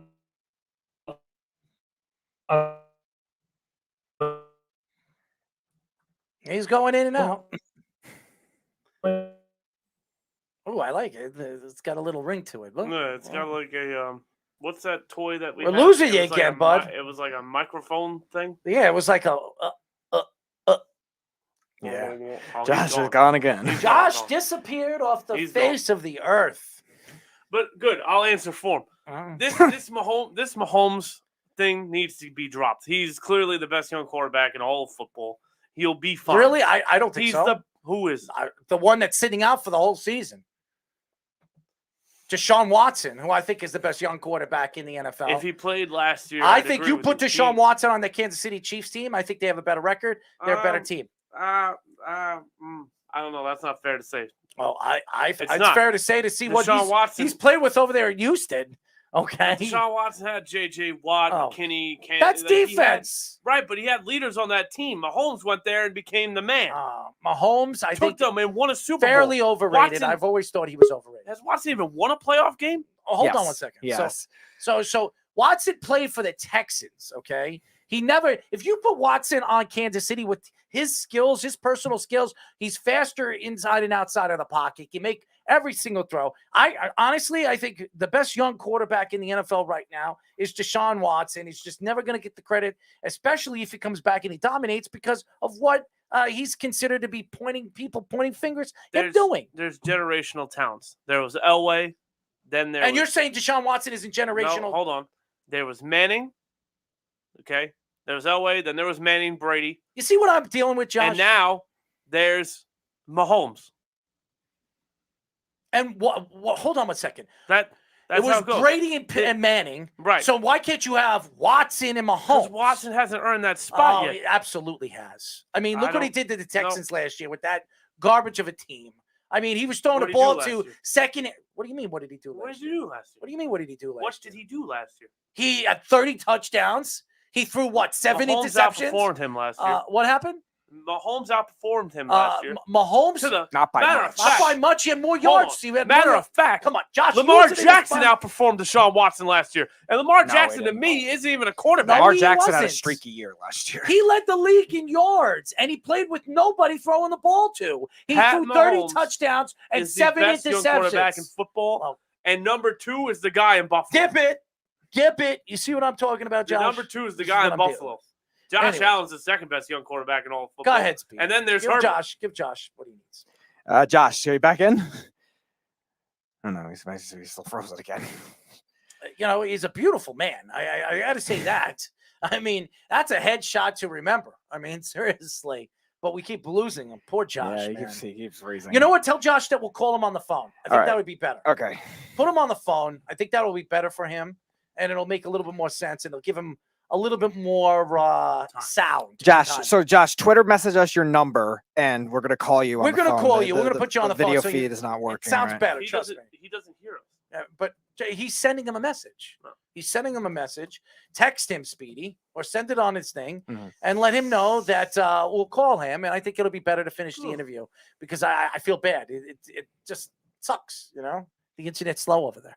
But anyways, getting back to what we were just talking about, I think it's very interesting. And I think when you look at the position that Deshaun Watson's really taken, his abilities to, I think you put him on Kansas City right now, they're a better team. They're just a better team. And he says that will work better. He gave us the number. I think that's crazy.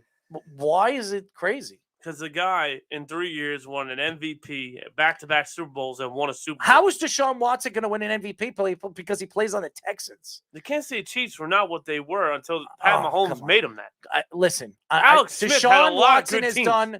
Deshaun Watson has done less, with less, to Patrick Mahomes and what he's done with more. But anyways, we have our guest still. All right, Josh, you hear us? Josh, what's going on? Yeah, I'm sorry about that, guys. I'm going to have to call AOL up, and I don't know what their deal is. AOL? That's what you have over there? AOL. That might be the problem, right? That's definitely the problem, AOL. So, we were going back and forth, and I said that if Deshaun Watson was playing on the same team as Patrick Mahomes right now with his gifts and his ability to move inside and out of the pocket and make every single throw on the run, I think Kansas City, it would hide the deficiencies of the weaknesses with the third and fourth options. Do you agree? No. Why? No. I will say I did catch a lot of your point about how that team completely overperformed last year because of him, and I wholeheartedly agree with you.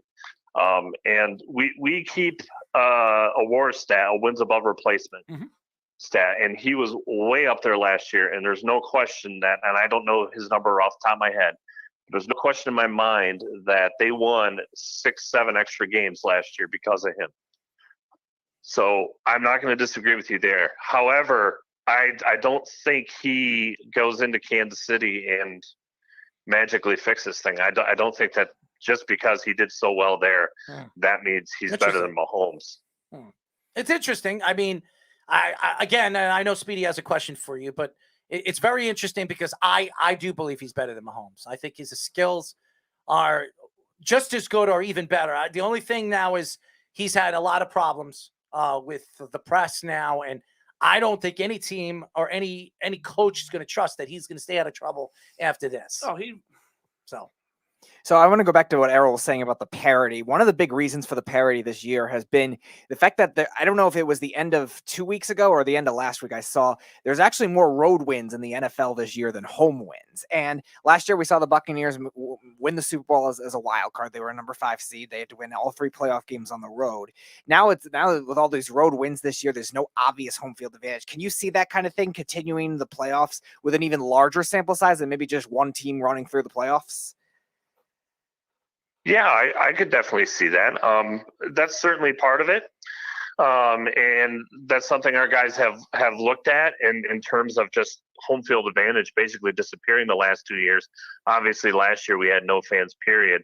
I couldn't tell you off the top of my head what the numbers have been like this year, but certainly the apparent lack of home field advantage has played a big part of it so far.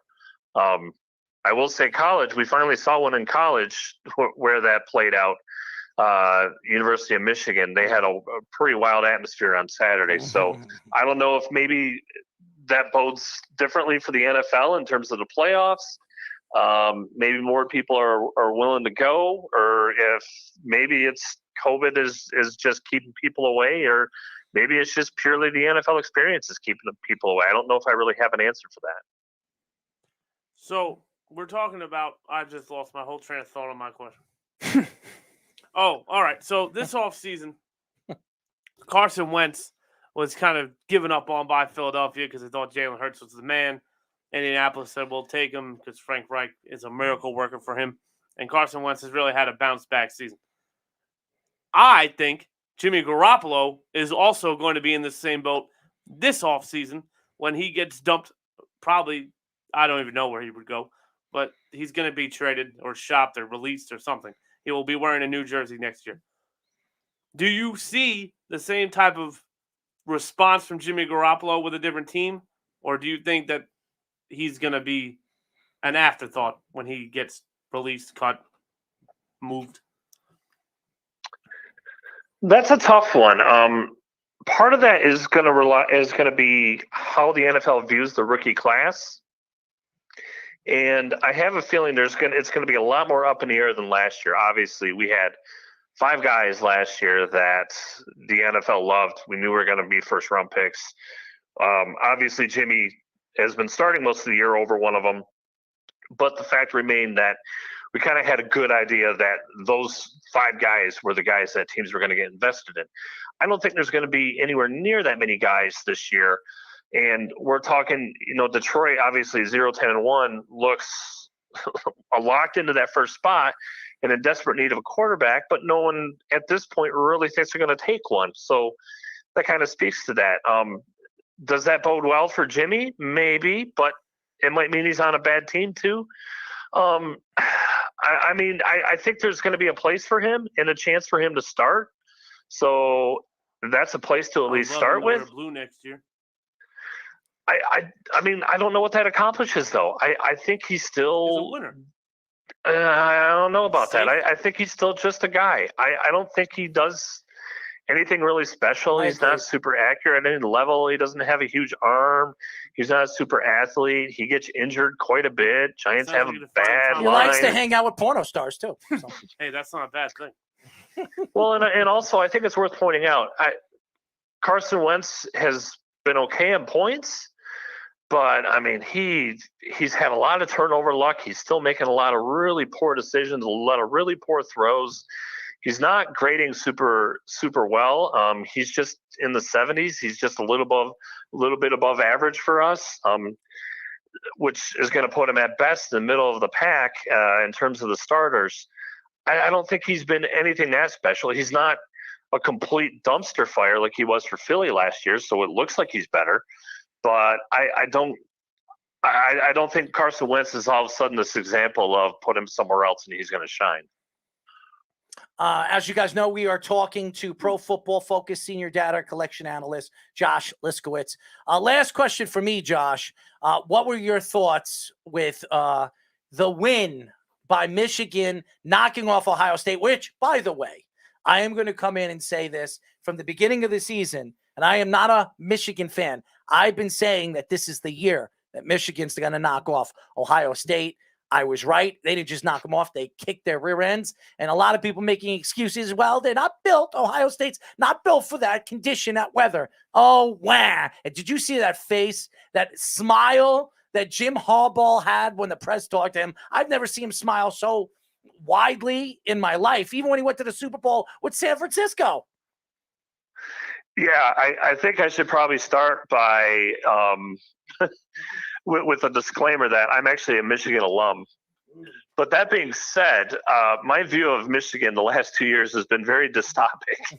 So I haven't had a lot of positive things to say about Harbaugh and his regime. I at least thought it was somewhat hopeful that he had brought in basically an entire new coaching staff. Mm-hmm. And really, I think that's what's precipitated all of this. It's just they've grown up and started to play modern football. They go for it on fourth downs. Obviously, they ran the ball like crazy on Saturday, but that's just because it was so efficient because Ohio State was so bad up front. Mm-hmm.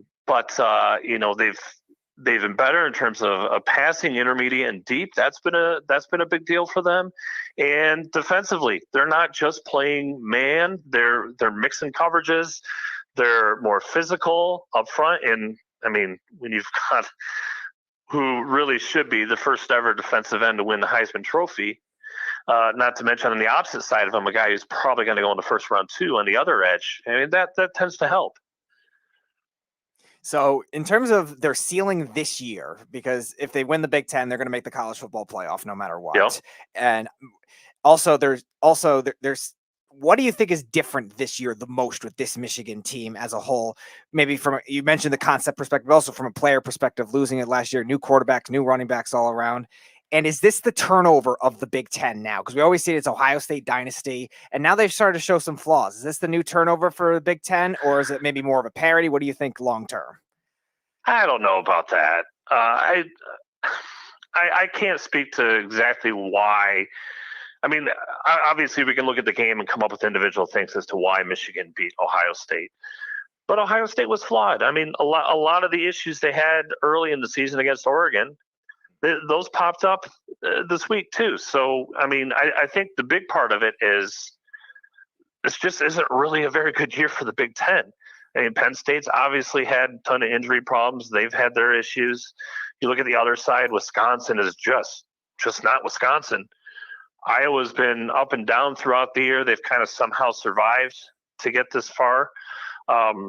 Michigan State got lucky through the transfer portal. But when it came down to it, they got absolutely smashed by Ohio State. So it's just kind of a weird year with that. And I think Michigan's had stability. Yes, I guess, and head coaching is part of it. But ultimately, I think it comes down to quarterback play. I think there's just so much more consistency there, even though they've kind of had this weird split playing time with their quarterbacks. But just the ability to, when the game is on the line, to be able to say to the quarterback, hey, you've got to make some throws, and have him do it like he did against Nebraska. I mean, like he did against Ohio State. I think ultimately that's been the biggest change for them. Certainly Michigan has a lot of talent, and they're going to get recruiting boosts from this. So maybe that puts them on more even par on them going forward if we're thinking long term, them versus Ohio State. But I'm not willing to just yet just think that the keys are handed over and it's now Michigan State's conference or Michigan's conference. I'm not willing to say that just yet. You brought up the Heisman. In recent years, especially, you can go through the list of Heisman winners. There hasn't been much success in the recent history of the Heisman winners in the NFL.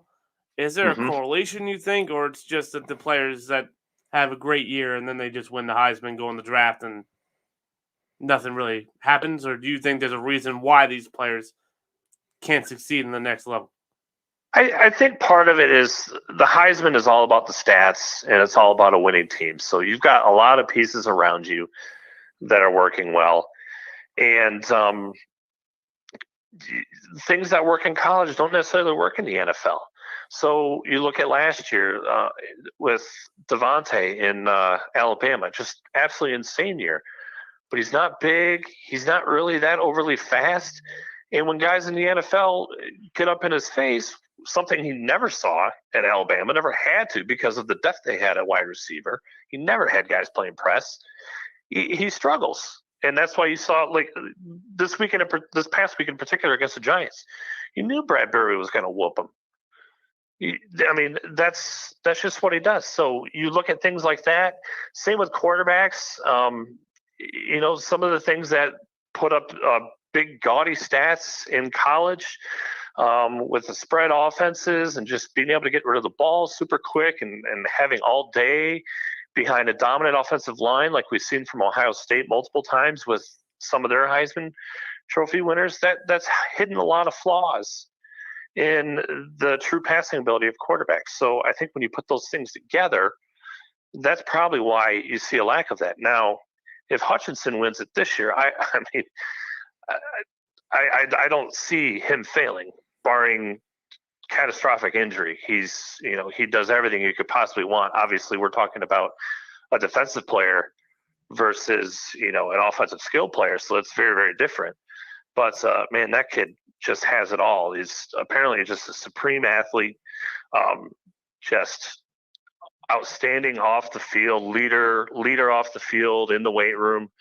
Is always the guy that's pushing that team, and you can't argue with the results on the field. I mean, that kid does everything, and he's as productive on the field as J.J. Watt was in his prime. That's my comp to him, not because he's the white guy, not because he looks like he has those long arms, but because he's so dominant on a down-to-down basis. He just wins every flipping down. He's a big man, too. He's so versatile like Watt as well.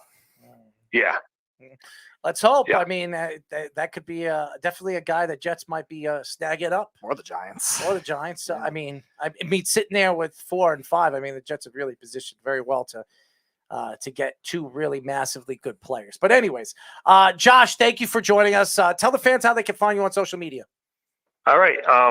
PFF_Josh is my Twitter handle. And they don't let me write anymore for PFF, which is good because that takes a lot of time.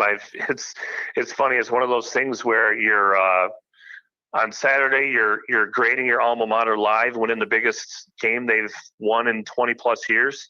And then on Thursday night, when you're done with the podcast, you're going back and reviewing someone's grading of run plays in UMass versus who are they playing? New Mexico State. So nice. So it sounds like a lot of fun, but it's not as sexy as it may appear to be. But maybe we have. Maybe Tyler could send you his hat that he's wearing right now to make you look even more sexier. There we go. It's a Ranger hat. Then it won't make you sexy. It might make you ugly. Are you a hockey guy, Josh? Born and raised in Michigan, has to be a hockey guy. Detroit All right, Red hold on. Wingers. Whoa. Yeah. We're not. No, I just got a question for him. That's all. Hello? He's there. Yeah, I'm here. So you're a Red Wing fan? Of course. How sad will you be when Dylan Larkin speeds out of Detroit? Why would he speed out of Detroit? I don't think he wants to. You think he wants to be there for the next 10 years? He's got the great and powerful man running that team in Stevie I. In Stevie, I trust. Mm-hmm. If he's not in there long, if he's not there long term, it's because pretty well. Yeah, if he's not there long term, it's because Yzerman decides he doesn't need him there. But I would be surprised at this point if that happens. Best player they've had in such a long time since Nicholas Lindstrom, since the Yzerman time, Fedorov. This is a good player. Yeah. This is a good player. Was just there like this 5 is a years good ago. player, and they're not just going to say, sayonara, we're going elsewhere. You That's act not like him. It's not him. He might say no. He's staying with the Red Wings. Trust me. I don't know. Josh, I will say that kid, that rookie kid Raymond looks really good. So I think he has 11 goals on the year. Yeah. They've got the best rookie forward. They've got the best rookie defender and the best rookie goalie in the league. I mean, that's pretty unprecedented. And with Yzerman, obviously he's a legend in Detroit. But more importantly, what he did in Tampa to help build that franchise. He did. You can't help but be bullish on them. Yeah. And look at that. The Red Wings now have Mark Stahl. There you go. So it goes. Yeah, they do. Yeah, they do. Oh, God, Jesus. There you go. He Anyways, scored a goal, I think, on Tuesday or something. Josh, we're definitely going to get you on again. Speedy's going to be in touch with you. We definitely going to bring you on again because we have a lot more to talk about. Just not with AOL Internet. Yeah. Yes, I will. The hamsters are fired for sure. Thanks, Josh. All right. Thanks a lot, guys. Have a good one. Definitely awesome interview. I'm sorry for all the back and forth, losing him, but we were just talking to Pro Football Focus senior data collection analyst Josh Liskiewitz. So there you go. Liskiewitz. I got it right. No, I know. You can make fun of people's names, but I can't. You can do nothing. I can do it better. There you go. A little Elvis right there. Is that what you like? Nah, I'm over it. Elvis? You're over Elvis. No, I'm over you pretending to be Elvis. Well, okay. No one can even see the hair, so it's just funny to me and Speedy. Well, Good for you, then. I mean, that's what you wanted to talk about. So why don't we get into the NFL? Because I think the rest of the show, you will definitely spit fire. Obviously. Why, you got jalapenos? Absolutely. I mean, actually, I don't. I don't like jalapenos. Yeah, I was going to say, I do think you like jalapenos. I don't like hot things, you know? Oh, well. I don't like them burning in my mouth, if you know what I mean. Speedy does. Speaking Anyways. of which, what? I got a burning sensation. Well, good. Maybe Speedy can help you with that. Anyways, why don't we get into Week 13? And we're not going to make up picks. Rookie of the Year. What are you talking Micah Parsons got Rookie of the Year wrapped up. Why do you say that? Name another defensive player that deserves it more than him. Sertan is close. Yeah, I would say he's up there too. Parsons is the leader. Yes, I agree, but Sertan's pretty close. Listen, Micah. All he needed to do is keep himself out of trouble, and he's done that, and he's having a good season. But I think teams don't know who Micah Parsons was, and that's why putting him at the defensive end, there's an advantage. He is not a big man, Micah Parsons. He's fast as hell. Fast as hell, but I think teams are going to figure that out as because a small guy, when teams figure you out, you make sure that they keep you on the outside and make you go within. And I don't know if Micah Parsons. That's easier said than done. Absolutely. Penn State also didn't use him as a pass rusher to the extent the Cowboys have, because the Cowboys needed that second teams pass don't rusher. have any real footage of seeing what he is doing right now. I'm surprised they're using him there at all. I thought they'd move. It's back been to very the outside impressive and put him in the middle. It's very impressive. Yeah, because also DeMarcus Lawrence is really the only consistent pass rusher they have, and even he's been down since his contract too. They needed that second option. And Dan Quinn's not a blitz-heavy defense. He's always been more of the base cover 3 type. That's why Tom Brady's got number 5. Well, no, but even in general, even when Atlanta's defense was good in 2017 and 2018, when their offense was iffy, and they really was still more of a base Seattle type defense where they were playing a lot of zone, they were playing a lot of physical coverages, and they were having their linebackers cover. That's why a lot of the expectations for Parsons is he was going to be that guy because Jalen Smith had trouble coverage, and now since they've had decent coverage guys and safeties that have played better than expected, corners that have played better than expected, now they could use him rushing the passer. So you added another dimension of the game as a result. We all know why Tom Brady had his number 5, and that has a lot to do with Pete Carroll's terrible play call. All right, I mean Pete Carroll. To this day, you hear Richard Sherman. He's at 7 now. Richard Sherman He's got 7 speak so highly of Pete Carroll after he left the Seattle Seahawks and the Legion of Boom. Okay, I don't think there's anybody that has said enough about Pete Carroll after he left than Richard Sherman. So, by the way, the New York Giants need to go sign Leonard Fournette in the offseason. I'm sorry, Leonard Fournette. Who needs to sign Leonard Fournette? The Giants. Everybody. The Giants need to sign everybody. Meanwhile, the Giants don't have any money. So they need to sign everybody. Leonard Fournette, they don't have any money in the offseason. The Giants are really strapped. Solder's gone. They're very strapped. They're still strapped. What are they going to have? Even if they add Leonard the extra Fournette's $9 million, going to be like $5 million. No, 6? he'll probably get a little more. He's going to get more than that. 6. He's not going to get double digits. He'll probably get 8 or 9. I don't think the Giants will. Why are they going to do that when they have Saquon Barkley? Because Saquon's gone. If they trade Saquon.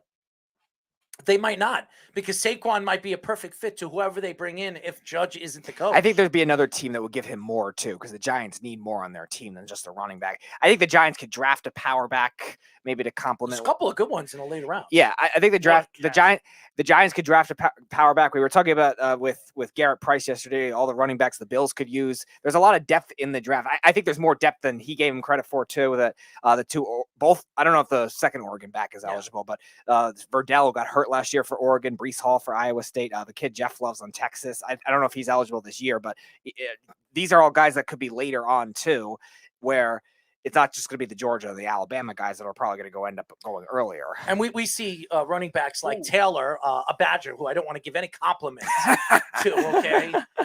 Taylor, second round, he is. And he's going to be probably the number 1 pick in next year's draft. I mean, seriously, He in that should offense. be MVP of the league. No, not quite. I mean, only because he had a really slow start. If he didn't have a slow start, it's either Rodgers or Brady. It's a fact. I mean, that's where the link is right now. Rodgers, Brady, yeah. When you look, there's really no other obvious one right now. It's just Rodgers and Brady. Because we were thinking Kyler Murray at the beginning of the season, Lamar Jackson, but now they both had their missed iffy too many games. Mahomes is gone. They both had their iffy games now. So Rodgers and Brady have been really the only steady the only ones. two guys that you can really argue right now that are the MVPs of the league. I mean, saying Josh Allen, he I'm was saying back and Jonathan forth. Taylor. What, I'm sorry? I'm saying Jonathan There, Taylor. he's not winning it over a quarterback. You watch. He's not. They're going to give it. A dominant year. So is, I mean, if you look at Rodgers' numbers, they're pretty dominant too. I mean, his numbers, he doesn't throw any interceptions. And that's what you look at when you kind of compare and contrast a quarterback or a player of that magnitude. Look what he's doing. Look at the players he's throwing to. He even said it. You heard Liskiewitz say. He says, who's he throwing to? I mean, seriously. That's what makes him so special.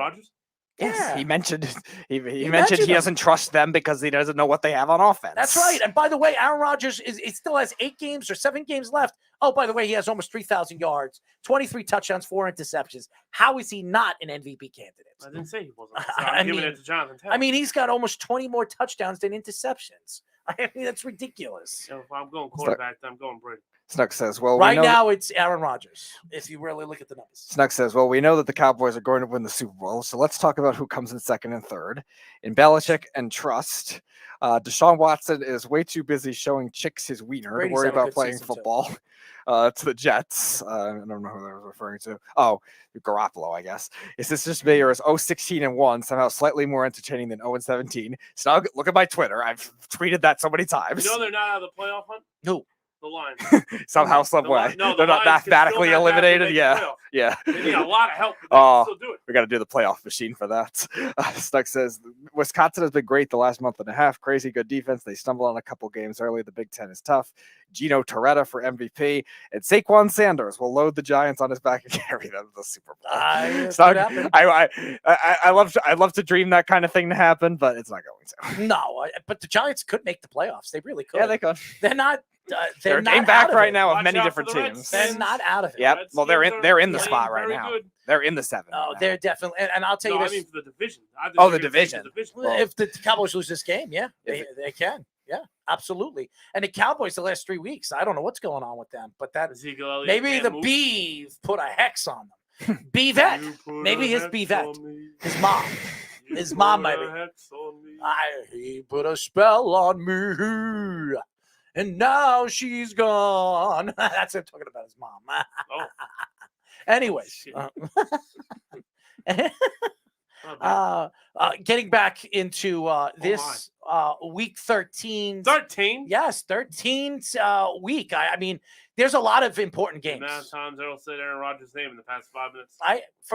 Let's get off the Aaron Rodgers thing right now. Let's get into this week 13. Aaron Rodgers. Where I think when you look at some of the teams, especially discount double check in the AFC, there could be a lot of turnover in the AFC this week, including if the Colts beat the Texans, which they probably will. Probably. But we've seen the Colts play up a dud too. The Titans just lost to the Texans, so anything's possible. Yes, the Jets almost lost again. Well, no, they didn't. But I called the Texans beating the Titans. Well, congratulations. Good for you. Well, you said about 1 million times today I picked Michigan over Ohio State. I did. And yesterday. So very I said happy one about time it too. I picked the Texans over the Titans. Very happy about it. I'm putting my arms up I thought high. you were doing the Ohio State. Oh. No, well, no, I'm not doing that. But, getting back into by the way, the Saints are only losing because of the referees. No, that's a tale. The Saints lose a lot of games because of the referees. This is the first one. He's making a joke on the Beavs. No, he's just there's that. He's making fun of the Beef. That's what he's doing. It's like, I feel so bad for the Beavs mom. She's probably saint for doing the Lord's worth dealing with the beef. Poor Beef. So poor Beavette. Well, the Beavette is a beautiful woman and a good woman. She's good, and she loves to cook Sunday dinners. So love She that Italian? too. Yes, she is. Oh, you know what they say? What? Sausage. What do you mean sausage? Italians. Do you like sausage? What? Do you like dark or white sausage? Neither. You don't like any sausage? No, I really don't. No sausages? No, truthfully, I don't. Hot dogs? You like hot dogs? It depends. Do you I like have to the be in the Oscar mood for it. wieners in the buns? Do you like that? No, I don't actually. The only hot dog I'll eat is ballpark.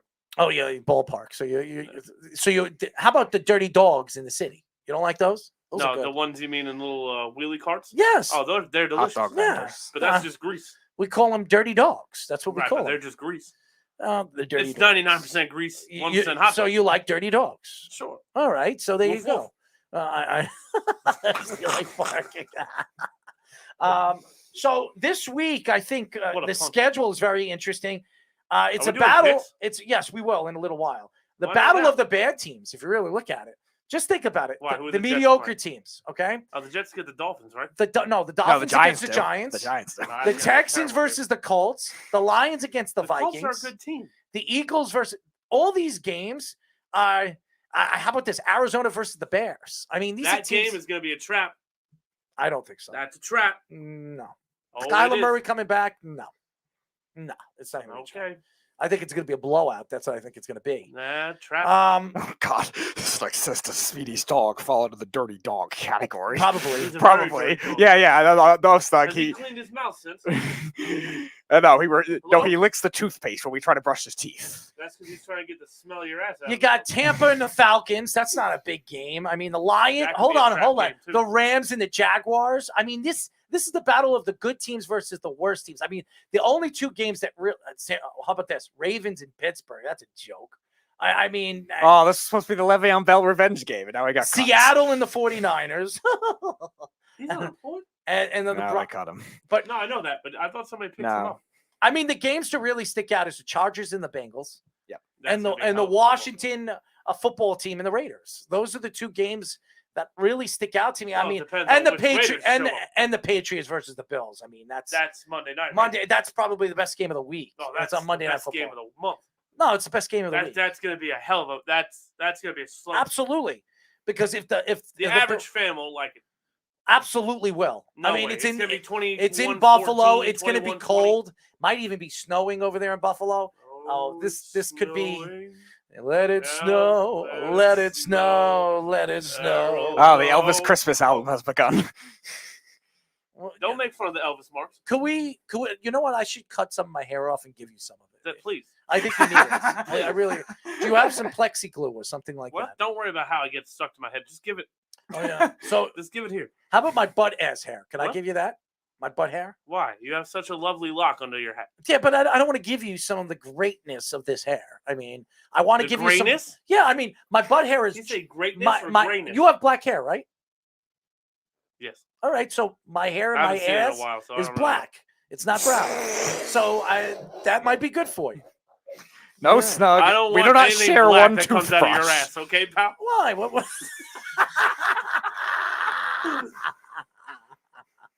His first question is why?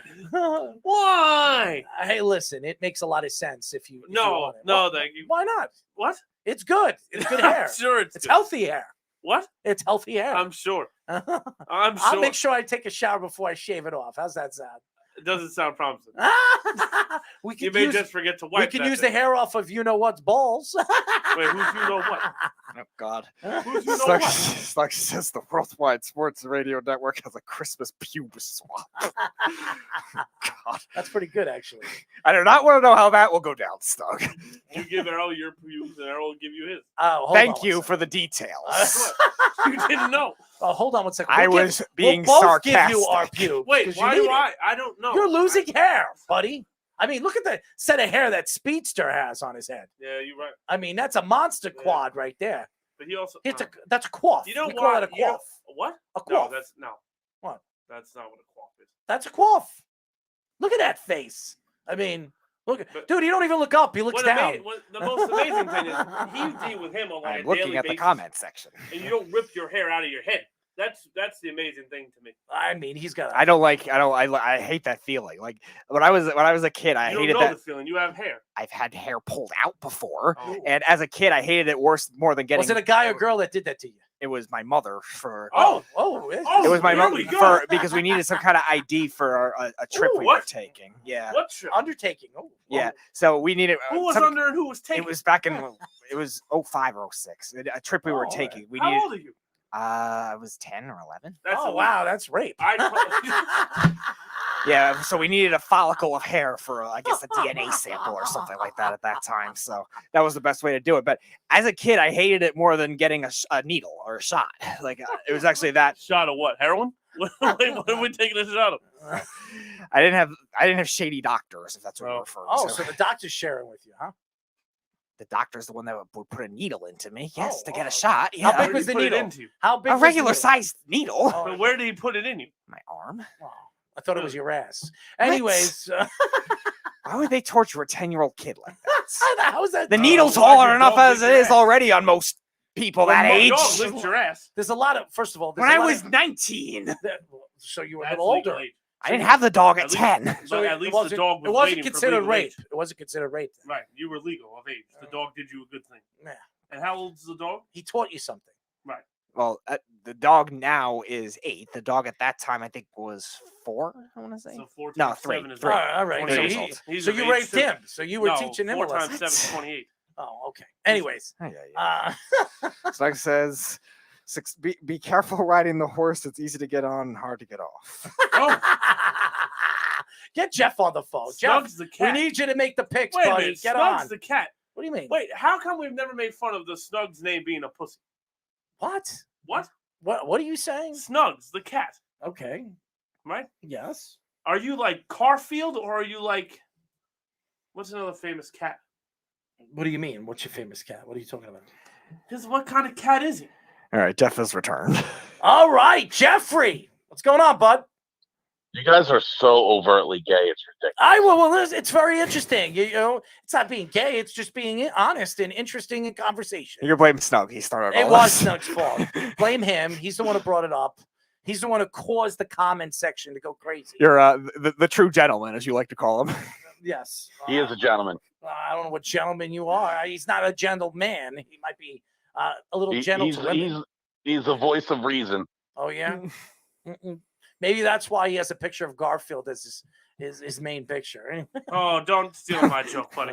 No, I'm helping you out. Oh, thank Snug says, I think Garfield is close. Well, first of all, he actually sent me pictures of his cats. But anyways, Speedy, you got the Whoa. music? I got the music. All right, let's get it going. Cowboys, Saints. Who do we got tonight, Well, buddies? that was on tonight. I had the Cowboys at the beginning of the game.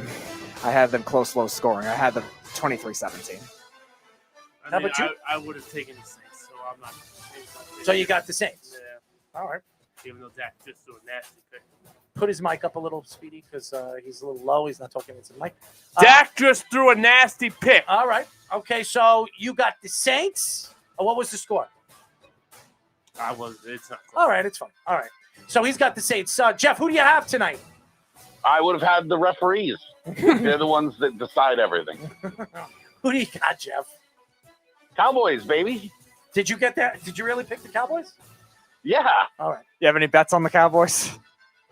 No, I stayed away from it because I didn't like the spread. I thought 7 was too many points to give, but it's working out.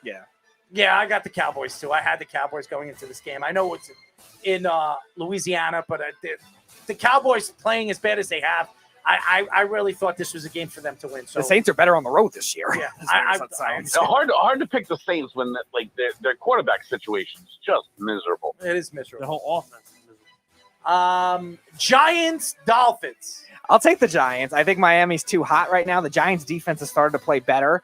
I think Miami has not the offensive type we saw the Eagles get game plan with Devontae Smith. I think the Giants will take out Waddle the same way. Miami will run the ball, but that's really it. I'll take the Giants close, low scoring game. I will say 17-14. I don't freaking know. Tie? It's a Nice. tie. I'm going to take the Dolphins here. I think the defense is starting to play well. Brian Flores is starting to get the team how he wanted them to play at the beginning of the year. I think it will be close, but I do think the Dolphins won this game 20-17. Jeff? Yeah, I'm going to take the Dolphins in this game. I don't know how anyone believes in the Giants right now. It's very interesting because I know the Giants the last couple of weeks have looked really good, and their defense has played better. So I think this is going to be close, but you're going into Miami, and the Dolphins have definitely looked a lot better over the last 2 weeks as well. So give me the Dolphins because they're at home. A very close game, 17-14. Colts, Texans. Colts will win. Texans will hang tough in the first half, but then the Colts will run away with it at the end with Tyler's MVP candidate of Jonathan Taylor. I'll say Indianapolis 34, Houston 14. Colts will control this entire game. Jonathan Taylor will rush for 200 yards, 2 touchdowns, and cement his MVP case. Colts 28, Texans nothing. Jeff? Shut out. Yeah, you got to take the Colts in this game. They're a much better team than what they were at the beginning of the season, so I'd take the Colts. I got the Colts, too. I think this game will be very, very close, and the Texans in the fourth quarter will have a chance to win. I think the defense has played very well the last couple of weeks. Give me the Colts. Close one, another close one, 24-20. Vikings, Lions. Vikings will win. It'll be close. The Lions have been close. They've competed well. The Vikings have played in every close game imaginable this year. I think this will be more higher scoring than the first meeting. The first meeting was low scoring. Even without Dalvin Cook, the Lions have had a lot of trouble stopping the run. But I think this will be more of a shootout, unlike the first meeting. But Minnesota will win. I'll say Minnesota 31-27. I'm going to do it. I'm going to do it right here, right now. The Detroit Lions will win this football game. There's going to be a lot of upsets this week. This will be the biggest one. Detroit gets their W 17-14 over the Vikings. Jeff? Yeah, I mean, I'm taking the Vikings. I mean, the Detroit has no offense, and with DeAndre Swift, they're all banged up. And they're limiting his touches. There's nothing about those Lions receivers. Nothing. They're terrible. I got the Vikings in this game, too. The Vikings need this game if they want to stay in the hunt. It's a very important game. They're going into Detroit. I think the game also will be very close because the Vikings the last couple of weeks, they looked good against Green Bay. They stayed in the game against a very good Green Bay team. And then there were games before that I don't even know if they know who they are. And by the way, Cook is not playing in this game. So losing Dalvin Cook for a significant amount of time could hurt their offense. So it's going to be close. Give me the Vikings on a close one. 24-14. Eagles, Jets. Close? That's close. Because what happens is they get a late touchdown. Eagles, Jets. I'll take the Eagles in this one. I think the Eagles' defense has still looked good. They didn't lose because of their defense last game. They lost because of their offense. And the Jets' offensive line has still had their issues. I think that pass rush is going to be too much for them. Is Mekhi coming back in this game? I don't think so. I didn't hear anything that he was. I think Jalen Hurts against this type of defense, this Robert Saleh defense, they've always had trouble against mobile quarterbacks in the 4 years he was DC in San Francisco as well. I think it's a good matchup for the Eagles to bounce back. I'll take Philly 23-14. I really think this is a typical game the Jets win. Game they shouldn't win. Game that really hurts their draft stock. This is the typical game the Jets should win, right? Because that's just what the Jets are. But I'm going to help her out here, and I'm also going to say the Eagles win this game. You know, the Eagles are my second favorite team. Yeah. Oh, so you must be really having a conundrum over there. I've always liked the Eagles behind the Jets. I was Donovan McNabb. Oh, right.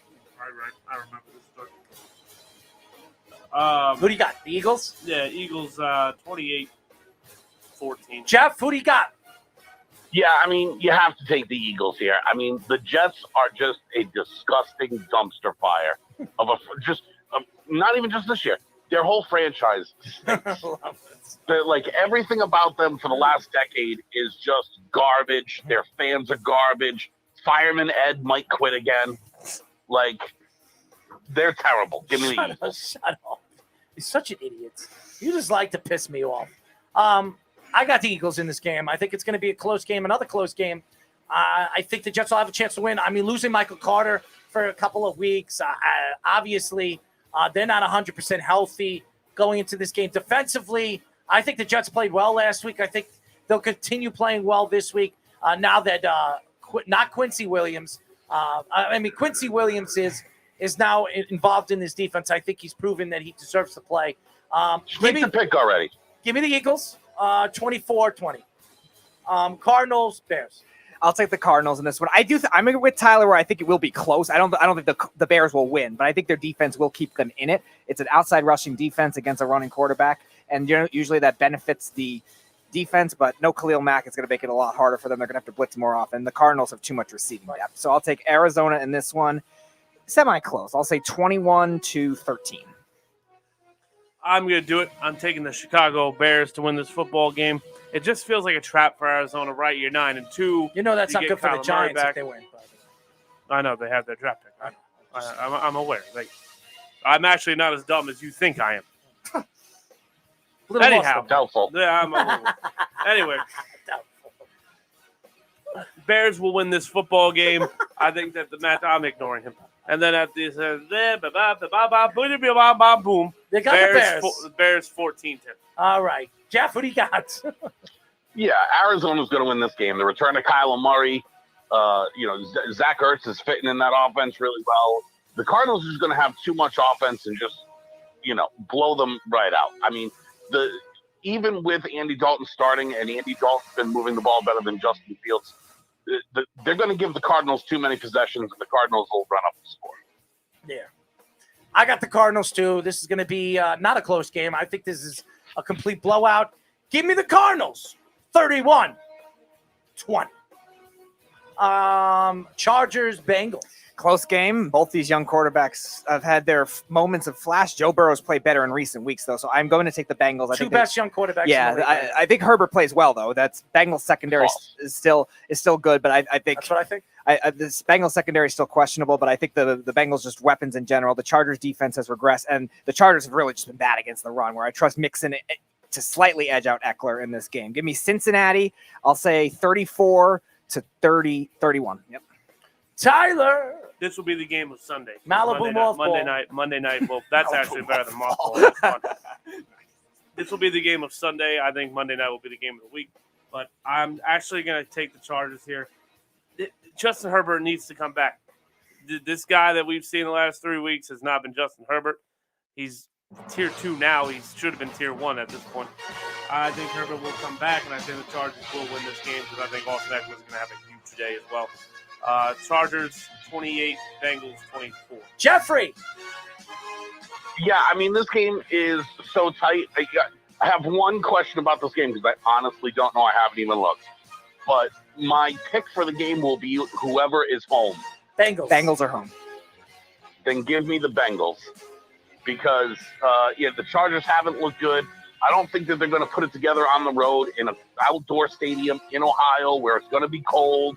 It was snowing there last week. It's just going to be miserable. I'll take the Bengals just because of the home field advantage. I take the Bengals, too. They've looked good. Mixon has looked unstoppable. As good as Eckler has, the Mixon the last 2 weeks has been unstoppable. Give me the Bengals. I will take them on the over. I think this is going to be a high-scoring game. Bengals win 34-25. Buccaneers, Falcons. You're talking about the Bears-Cardinals trap game? I'm going to take this one as my trap game. I'll take Atlanta upset here. They've done well with big plays, and Tampa's secondary has been in a lot of trouble. They can stop the run, yes, but Atlanta doesn't run the ball except for the exotic plays of Cordero Patterson. Buccaneers offense has been a little streaky, and the Falcons defense has actually played a lot better than people think. You were mentioning A.J. Terrell a couple of weeks ago. I think he could lock down somebody. I'll take the Falcons of the upset here. Give me them 27-23. This game's going to be very, very close.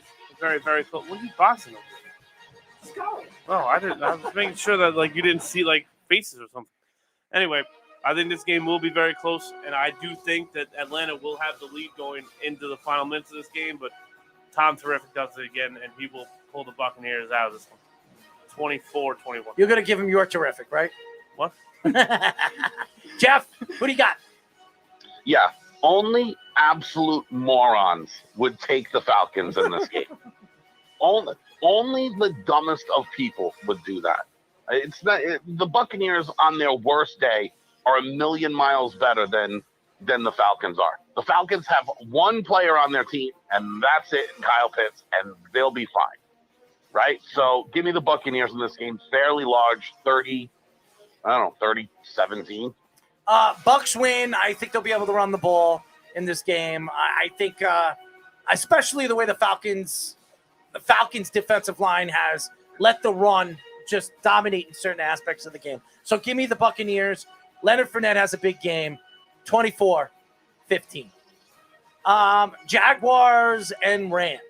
Rams bounce back. This is the get-right game for them, as you like to say. This is the game they finally get it back going. Matthew Stafford gets it going again. He could have close to 400 yards in this game. Give me the Rams huge. I'll say 41-14. This game is going to be close in the first half. Matt Stafford's beat up. He's got a bad back problem. His elbow's all screwed up in his throwing arm, so that's going to hurt.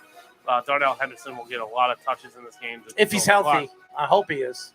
Yeah, well, Odell Beckham Jr. had a big play. I don't If know he's you're gonna see healthy, many big plays. he might not be I know playing. he might not play either. 2 guys that on my team, the little bastards. No, I know. Odell screwed my season. So I do take the Rams to win this game. They're at home. This game will be closer than people think. 34-24 Rams. Jeff, who do you got? Yeah, I want to take the Jaguars. I just can't do it. So give me the Rams, I guess. This is very quietly, Matthew Stafford's one of the worst quarterbacks in football. Like one of the worst quarterbacks in football. Dude, did anyone watch that game last week? Did anyone actually watch it? I think we all did. Yeah. Dude, how many horrible passes did Matthew Stafford throw in that game that weren't even close to wide open guys? Like wide open receivers. Yep. And we all praise Matthew Stafford. Oh, he's one of the best quarterbacks. Dude, he's one. I've never seen like a quarterback that everyone thinks is so good miss wide open receivers by like 10 and 15 yards. He had Higbee on an out route, 15 yards downfield, and underthrew him by 5 yards. And then the very next play, they came back to the same exact play, and he threw it into the second row of the stands. I've never seen someone who everyone thinks is a good quarterback plays terrible, but I still think they're better than the Jaguars, which is saying much. So give me the Rams. I got the Rams in this game too. Being that they're home, I think they're going to be able to run the ball. I don't know who the running back's going to be, but hopefully it's Darrell Henderson. I need a big game by him. So give me the Rams, 24-14.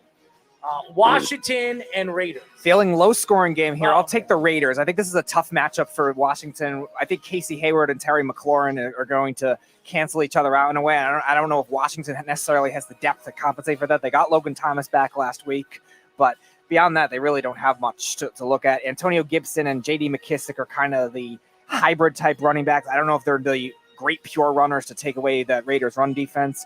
And even though Washington's defensive line will be beastly, their secondary still had trouble with big plays. So I'll take the Raiders close one, 20-17. I'm going to actually take the upset here. I'm going to take, not that it's really an upset anymore, but I just think the Raiders are done. Josh Jacobs, I don't think he's going to play much.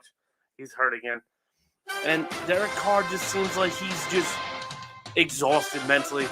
The team's been through so much, and the football team right now is playing for the playoffs. And I disagree with you. I do think that Adam Humphries or Ricky Seals is going to come up with a big catch down the road. So I'm going to take the football team here, 20-17 over the Vegas Raiders. How about you, Jeffrey? Yeah, I mean, I'm going to take Vegas. Injuries and all, I still like the Raiders more than I like Washington. For me, it seems like they're kind of getting a little bit of a second wind after having, all that emotional stuff going on, Gruden, Arnett, Henry Ruggs, whatever. They actually played pretty well last week on Thanksgiving and just delivering a death blow to the Dallas Cowboys, which is beautiful. Right? So I like the Raiders in this game. The Raiders always seem to put up, 28, 32, 34 points.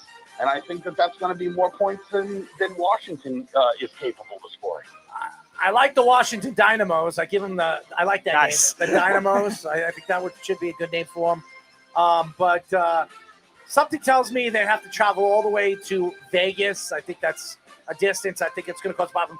This is a game I think Washington could win, and I wouldn't be surprised if they win. But give me the Raiders. They're the home team.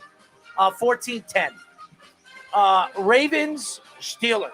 Ravens will win this one. I think the Steelers' run defense has really gotten worse since T.J. Watt's been out of the lineup. They've had to do a lot more pass blitzing, and it's led to the middle being opened up. Hayward to it. Both of those guys not 100% either. This has Ravens written all over it. I'll say Ravens 30-17. It's weird, right? Because the Ravens are normally very good on defense, and they're only stopping the run right now, and the Steelers can only run the football anyway. So Lamar Jackson's kind of on this. I prove it to you with my legs thing right now. So I'm going to take. It hasn't worked, by the way. No, he's won 8 games, so it has worked. Yes, and he's thrown interception after interception. Oh, I said he was an overrated quarterback, so we're going to. I wouldn't say overrated. He's just not having a good season. But go ahead. He's overrated. Yeah. But hey, that's fine. Ravens win 28-0.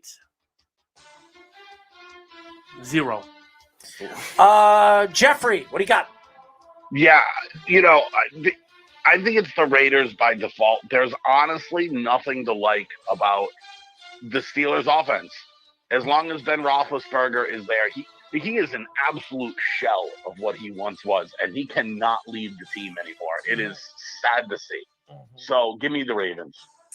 I think that the Steelers could win this game. I want to pick the Steelers because they're home and it's going to be cold and wet out over the weekend. Well, good thing the Ravens also play in the same weather. If the Ravens win this game, they have a very good chance to have the second seed or the first seed in the AFC. They need this game.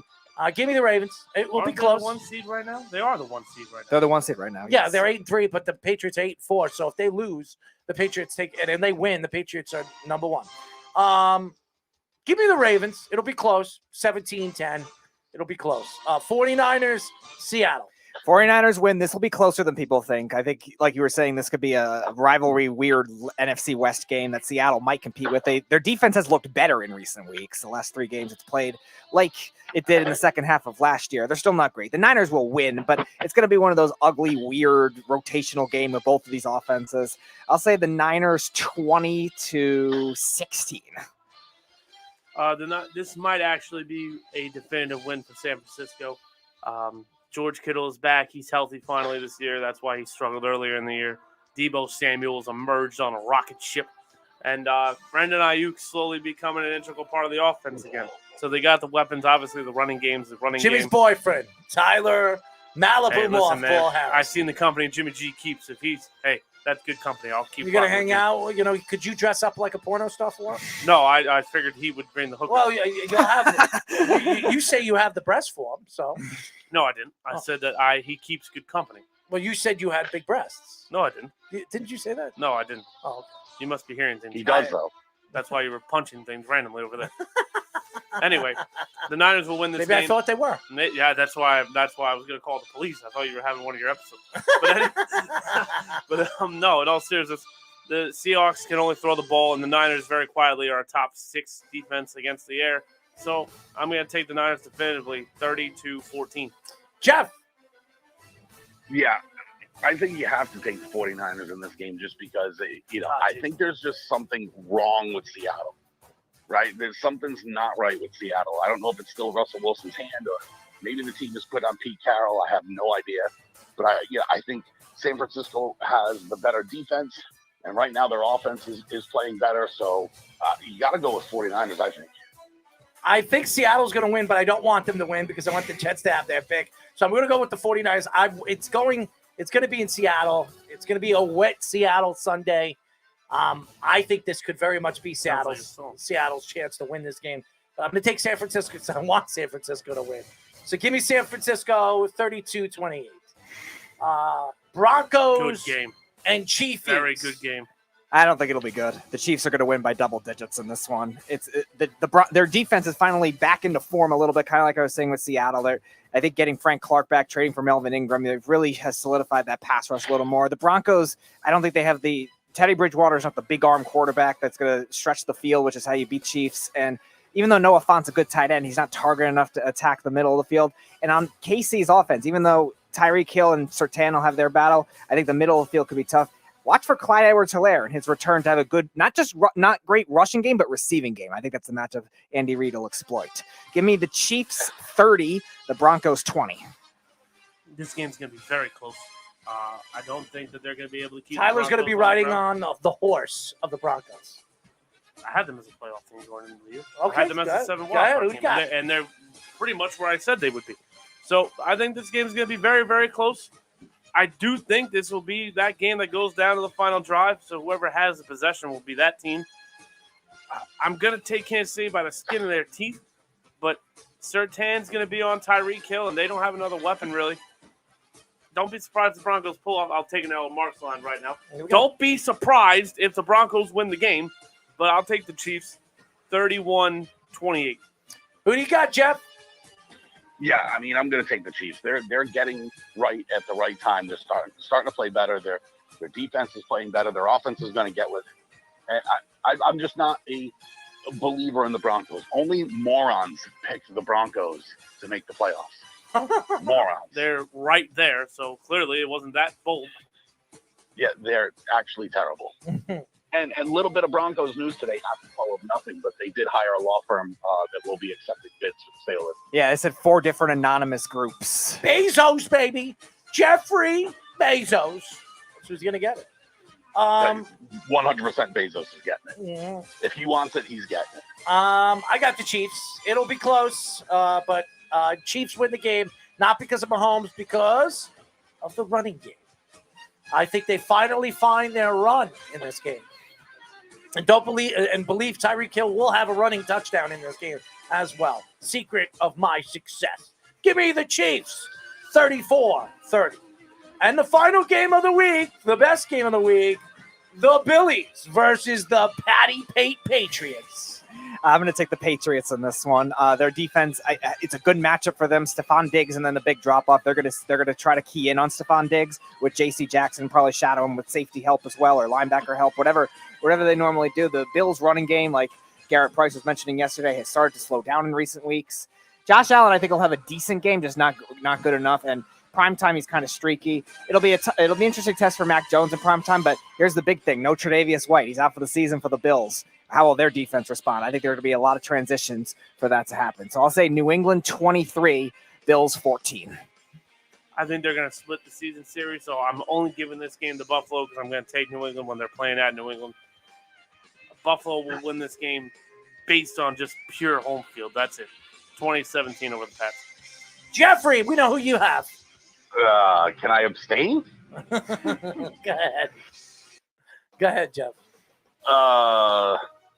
Yeah, I don't know who to pick in this game, honestly. Really? Because I realized Tre'Davious White's out, but Pats have some COVID issues. Kyle Duggar won't be playing. J.J. Taylor won't be playing. They got a couple of injuries that are going to hurt them. And, sneakily, I'm not sure how Mac Jones is going to play in cold, windy weather. He's an Alabama quarterback that's only played in warm weather. I realize sometimes it gets cold in Alabama, not Canada cold like Buffalo. So I fucking hate myself, but I guess I'm going to take Buffalo in this game. I hate you because I wanted to catch up to you this week. I got Buffalo in this game. Take the Patriots. No. I don't think they're winning this game. Can win, I don't think they're winning this game. The Patriots can. They can, but either team could win the game. Yes. Right, yeah. I think either team could win the game, but I just think COVID issues and some things going on there. I had the Bills in this game. But I am hoping for the Patriots to win. Can I say that? I know you are. Yes, you can. I got the Bills. I think the Bills could win this game. I think Josh Allen actually plays a good game. I don't think he's going to throw 400 yards, but I think he's going to put up 280, 290, runs in a touchdown or two. So give me Josh Allen and those Billy Bills. I would say 38-28. So it'll be a high scoring game. I mean, how have they not promoted this game as Bills Mafia versus Bills Mafia? Nice. I like how has that patty not cake. been a thing yet? I don't know. The patty cake Patriots. I like that. Yeah, when's the last time it was in prime time? So That happens all the time, actually. The Bills and the Patriots? Absolutely. They were so good 2 years ago. And I only know this because I had to get on a plane and I missed the freaking game. But that matchup was so good they even moved it to a Saturday in prime time. Oh, that's right. Yeah. Ooh, that was Speedy's. Oh, that's right. No, you're right. Yeah. No, I remember that. Yeah, Yeah. now I remember that. Ooh, Pats Bills is a favorite.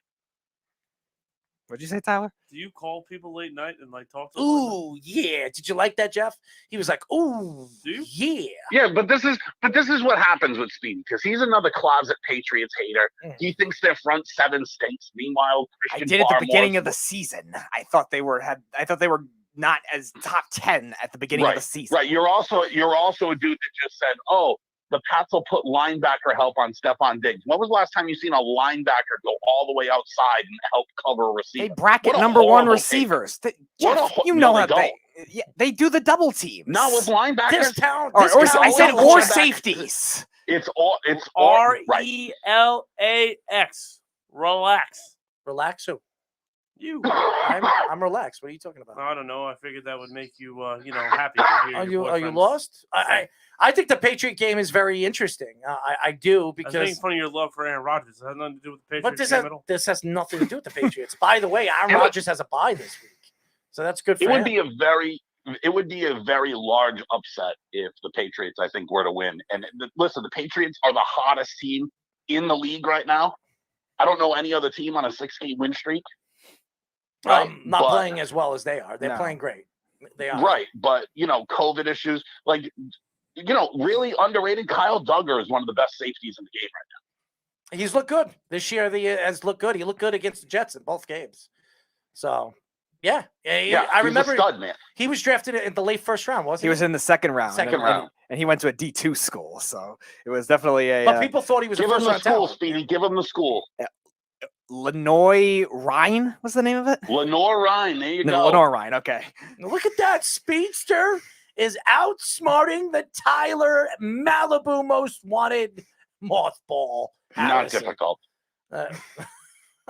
Well, I've got Malibu. What do you think of the Malibu mothball? What do you think about that? Terrible. What? You don't like the Malibu mothball? I mean, that's a great fight name, man. And now, introducing in the red corner, they call him the Beast from the East. They call him the Moth of all balls. Ladies and gentlemen, put your hands together for the undefeated, undisputed highway champion of the world, I definitely Tyler think he tries this. I think Malibu I Mothball think he tries this Harrison. I What do you think he, about that? Films himself, and he's like, and he does. Jeff, you don't like that? I think that's what he does No, every day. his nickname should be the Spatula.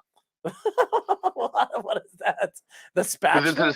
That's his favorite cooking utensil, and it's also how they're going to have to scrape him off the mat with a spatula. Speedy, what do you got for that? You like that? I'm laughing. Snug said, I thought Bam Bam Bigelow was the Beast from the East. Yes, Tyler's the new because Bam Bam is gone. He's dead. Oh, so we need another Beast from the East. Calm down. And then introducing Jeff, okay? Should we do that? Hey, listen, I mean, the tattoo on the head and everything, that could work for Tyler. He was bald, by the way. Snug says, breaking news, NFL referees are actually WWE employees, and it's all scripted. Please, God, let the Lions tie again, 0-15-2. Who are more garbage, the Jets or their fans? Andy Dalton possesses the power of the Red Rockets. What was the Jets comment?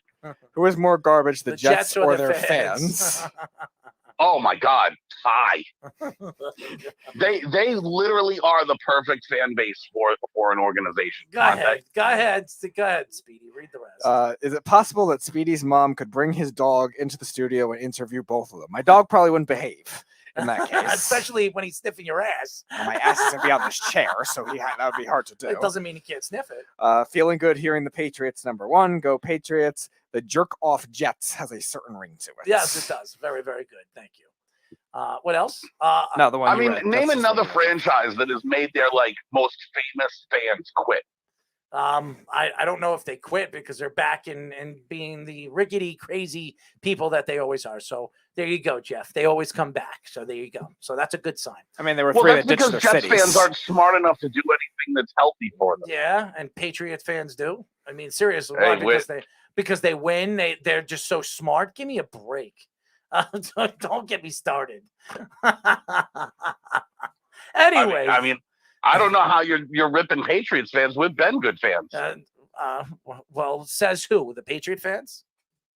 Yeah. Oh, well, that's the Patriot fans. We care about our team, dude. I was in the riots in 1997. I was proud to help push over that fence. Oh, how wonderful! This is wonderful. We have a vicious, mean son of a bitch. SOB. All right, so should we do the introduction of the great Jeff? What Jeff? What's your last name again? Yeah, Steinberg. Oh, okay. Ladies and gentlemen, now in the blue corner, ringing from Rhode Island and also Patriotville, ladies and gentlemen, the man that likes to fish, the man that likes to float, the man that loves water. Super Soaker himself, Jeffrey Super Soaker Steinberg. I like that one. All right, Jeff, where does that rank on a scale of 1 to 10? Just let this happen. Just let this happen. Please, God, let this happen. All right, Jeff, where does that rank on a scale of 1 to 10? 1. Oh, man. Just please, God, let this happen. Super Soaker. And the Malibu Mothball. I've never been excited for anything. Dude, I can't tell you in the last 15 years of my life, I've never been excited for anything more. So Tyler, what do you think you're going to do to the Super Soaker? What do you got? Who's that? Jeff, are you not listening? He's the No, super. I stopped listening. Yeah, you were listening. You were laughing. You were Malibu. giggling. And Mr. Malibu No, Mothball. not really. I'm actually laughing at the. All right, so who do you got? Who do you got? 3 rounds, 5 minutes. What do you got? I hope it doesn't go 3 rounds. I don't want to go 3 rounds. Well, where do you want it to go? I mean, I know You got to talk in the mic, by the way. I know, but I don't because I think I know what he's gonna do, so I don't really want to say it, and then he thinks and does something else. He's got a plan, Jeff. He's got a plan. I don't have a plan. Yeah, I mean, know he's his- you already know my plan. I don't care how many times you punch me in the face. I'm coming straight at you, grabbing you, throwing you down, and choking the life out of you. Good.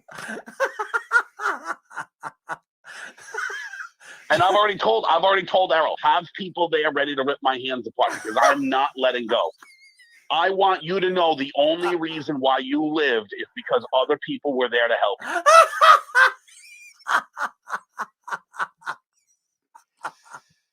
Tyler's, he has the sense of mothball-ritis, and he has twinkle toes. So it's gonna take a lot.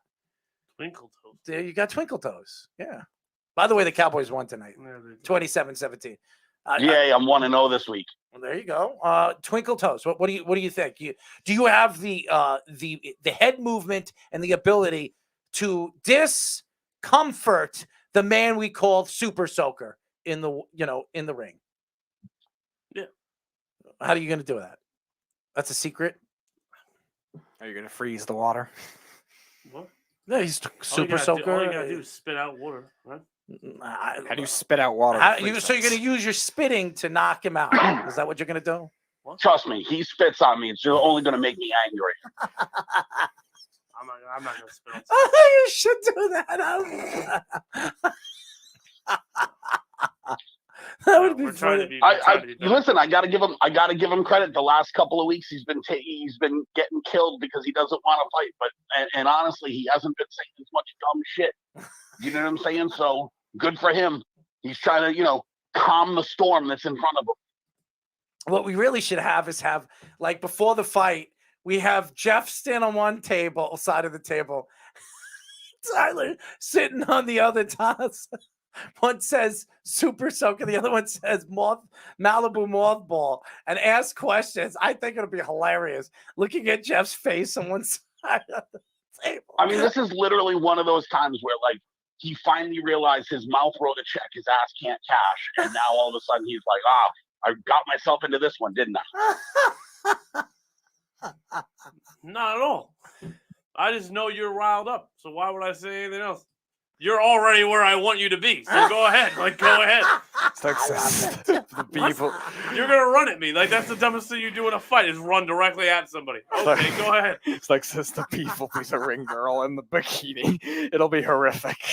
Speedy's got to dress in the bikini. No, that's the Beef. Nope, like I said, the Beef has to dress in the bikini. Beef has to lose a bet to do that, and that would be even funnier.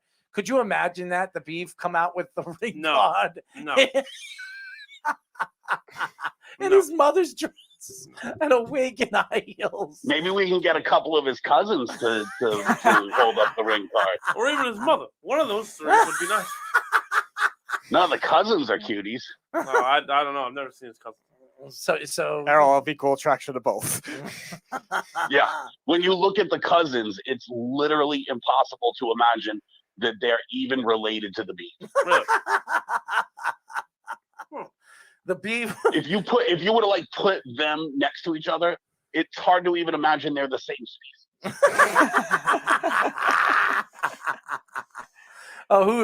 Snug says The Beeve will be the ring girl in a bikini. It will be horrific. And then he says, who's going to be the referee, Kenny or Miami? Oh, that's a good question. Kenny will be high. I don't know if we use. Yeah, Kenny will take the first 2 rounds. Miami will go from there. Tyler will be dead in 5 seconds if Kenny's the referee. All right, Snug, we'll give Kenny the first 2 rounds. Miami will take the next 3 or 4 before he oh God, Miami. before he gets arrested for something. What happened to that crazy son of a bitch? I mean, Periscope legend. Oh my God, I don't know what happened to that guy. Remember him, I'll Jeff? vote for Kenny as the referee. He'd be too lazy to help Tyler when he's screaming. It'd be perfect. Oh well, we got the Beef coming on. Oh. Put the other one. What's going on, Beef? Keep talking about my fucking family. I'll knock you all the fuck out. How about that, assholes? All right? I said You your wanna talk about my cousins are fucking cute. family? That's Say it not to my fucking- fucking face. I'll take a baseball bat to your fucking head. He said I you're literally, talk about my I fucking literally family, you paid fat them a fuck. compliment. Because I'll fucking knock your fat ass out too, you piece of shit. He gets mad when you pay him a compliment. They're Go fuck good-looking yourself, girls. you fat bastard. So classic. He gets. Yeah. It's so classic. He gets mad when you pay him a compliment. Did I say anything bad about his family? I said something bad about him. He's pretty angry. Jeff, I think you accomplished the wish of what you were trying to do like a year and a half observation ago. there, Einstein. That's what's hilarious about the whole thing. I was actually very complimentary, I think. Well, I think he's more. First of all, you know how he is with his family, so he's very overprotective with his family. Imagine he just like opens the door. What? Yeah, that wasn't like. I'm just that like wasn't- imagine. I think that'd be hysterical. I don't think he'd be. That wasn't like I said I was going to do anything to. I said, "Oh, you got a good-looking family." Stick says hashtag ban the beef. The beef is the bane of Bayshore, the Sultan of Coleslaw, Princess of Piccoloaf, and the beef is the biggest moron ever. I feel bad for his family. So he's not. Hold on one Who's that? second. Snug? He's not a moron. I don't. What makes him a moron? I mean, moron's a little crazy, don't you think? He's very fired up for a guy whose team just won tonight. Well, that's what makes him fired up, and the fact that No, I remember. I'm sure. If the Cowboys were playing tonight, he probably wouldn't even be awake. He's probably he probably was driving home because he went to watch the game, probably at one of these sports bars, and he's coming home and he's listening to Is that us. why he did that? And then the great and powerful Malibu, I didn't say a mothball. word. No, you did. You said something about his mom. What? You just said that his mom would be the ring girl. Did you not say No, that was Snug originally. No, so. no, But wait a minute. Oh, wait, no, Hold on Snug here. said. Hold on, wait. No, Snug said Do he we would be all? the ring girl. He should agree that he's knowing he should not be the ring girl. No. Okay. You said that his mother Right. should be the ring girl. Right. And then Jeff said that his cousin should be the ring He girl. has a sister. He has. The beef has a sister, Gina. Oh, right. Yes, and you like her, don't you? She's very pretty. Look at that beef. Maybe you can hook Tyler up. I don't know if that's gonna happen. I don't know the beef will ever let that happen. I don't think. Dude, it'll what are you ever trying to kill this kid? He'd have a heart attack if that ever happened. Tyler, Can you Beef's imagine brother-in-law? they're just kind of hanging out next Thanksgiving and Tyler walks through the door to hang out with his sister? Like, that would kill him. That would kill him. He'd pull out a baseball bat and run down the road after Right. him. Yeah, exactly. Tyler walks through the door. Oh my God. I could see his face just completely drop if Tyler walked through the door dating his sister. Oh my God. I know. I think the sister's too smart to get herself into that. I think Tyler, do you want to talk about a person? She's very competitive. His sister, very athletic, could actually play a lot of sports. Good. She's very competitive, very competitive. So she doesn't like to lose. She's what we call the Bevettes. That's what we call them. And she's a There's Bevette. more than one. The Bevettes, yeah. That's the Beefs family. No. So who else is a B vet? His mom's a Bevette. I mean, those are Bevettes, So there you go. But anyways, so why don't we have that before the fight, the day before? We have you both sitting at. I want to record this. It'll be so funny. This will be so funny. And we'll have somebody standing in the middle so none of these guys are going to kill each other. Stuck says, will the beef be the best man at Tyler and the beef sister's wedding? No. Stop. No, That actually was a fun cameo by the beef. That was actually kind of fun. Listen, the beef is very overprotective. When it comes to his fam, it's... But again, no, I didn't say anything bad, did I? No, but he's, when you said that his cousin should be the ring girls. It's implying. Well, no one's going to vote for him over them. Right. That's more the point, I think. The beef's not calling back. Are you kidding me? The beef would be lucky he's not driving his car into a stump or something. He's that bad. He's pissed. If he's calling up like that and screaming like that, he's really pissed. You don't want.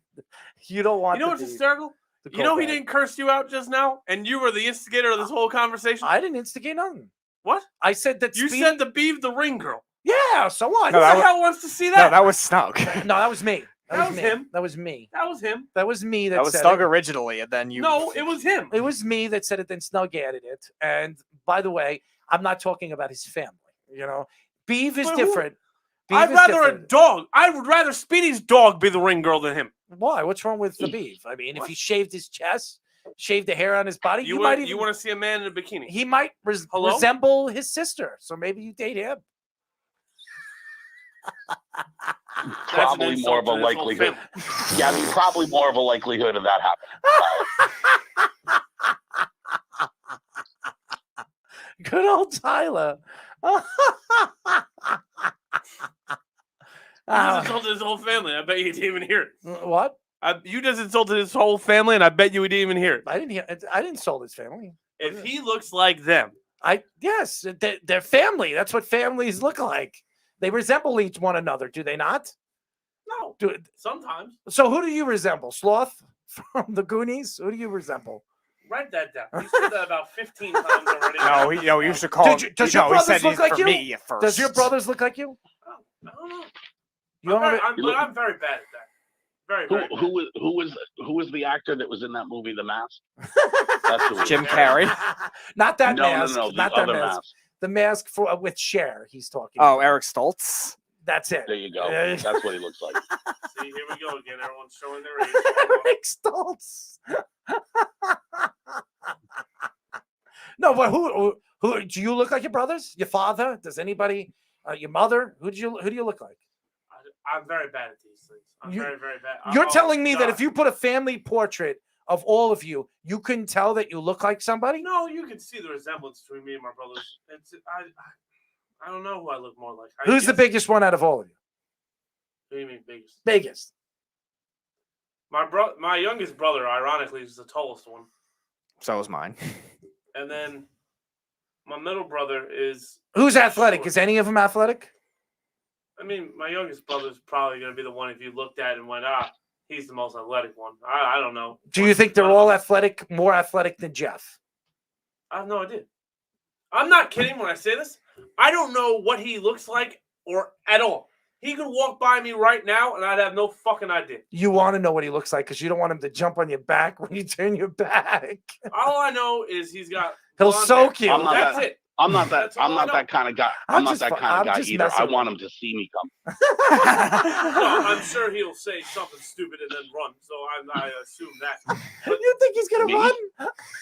He said he's gonna run. He's gonna run at you. Right, that's what I'm saying. Yeah. Run. So I'll turn around and this maniac's gonna be running, and now I'm gonna assume, that's Jeff. This maniac is coming out of the bushes. Yeah, you'll keep your head on a swivel. You'll want to see me come. But yeah, all I know is it's blonde hair. That's it. No, that's all I know. He doesn't have blonde hair.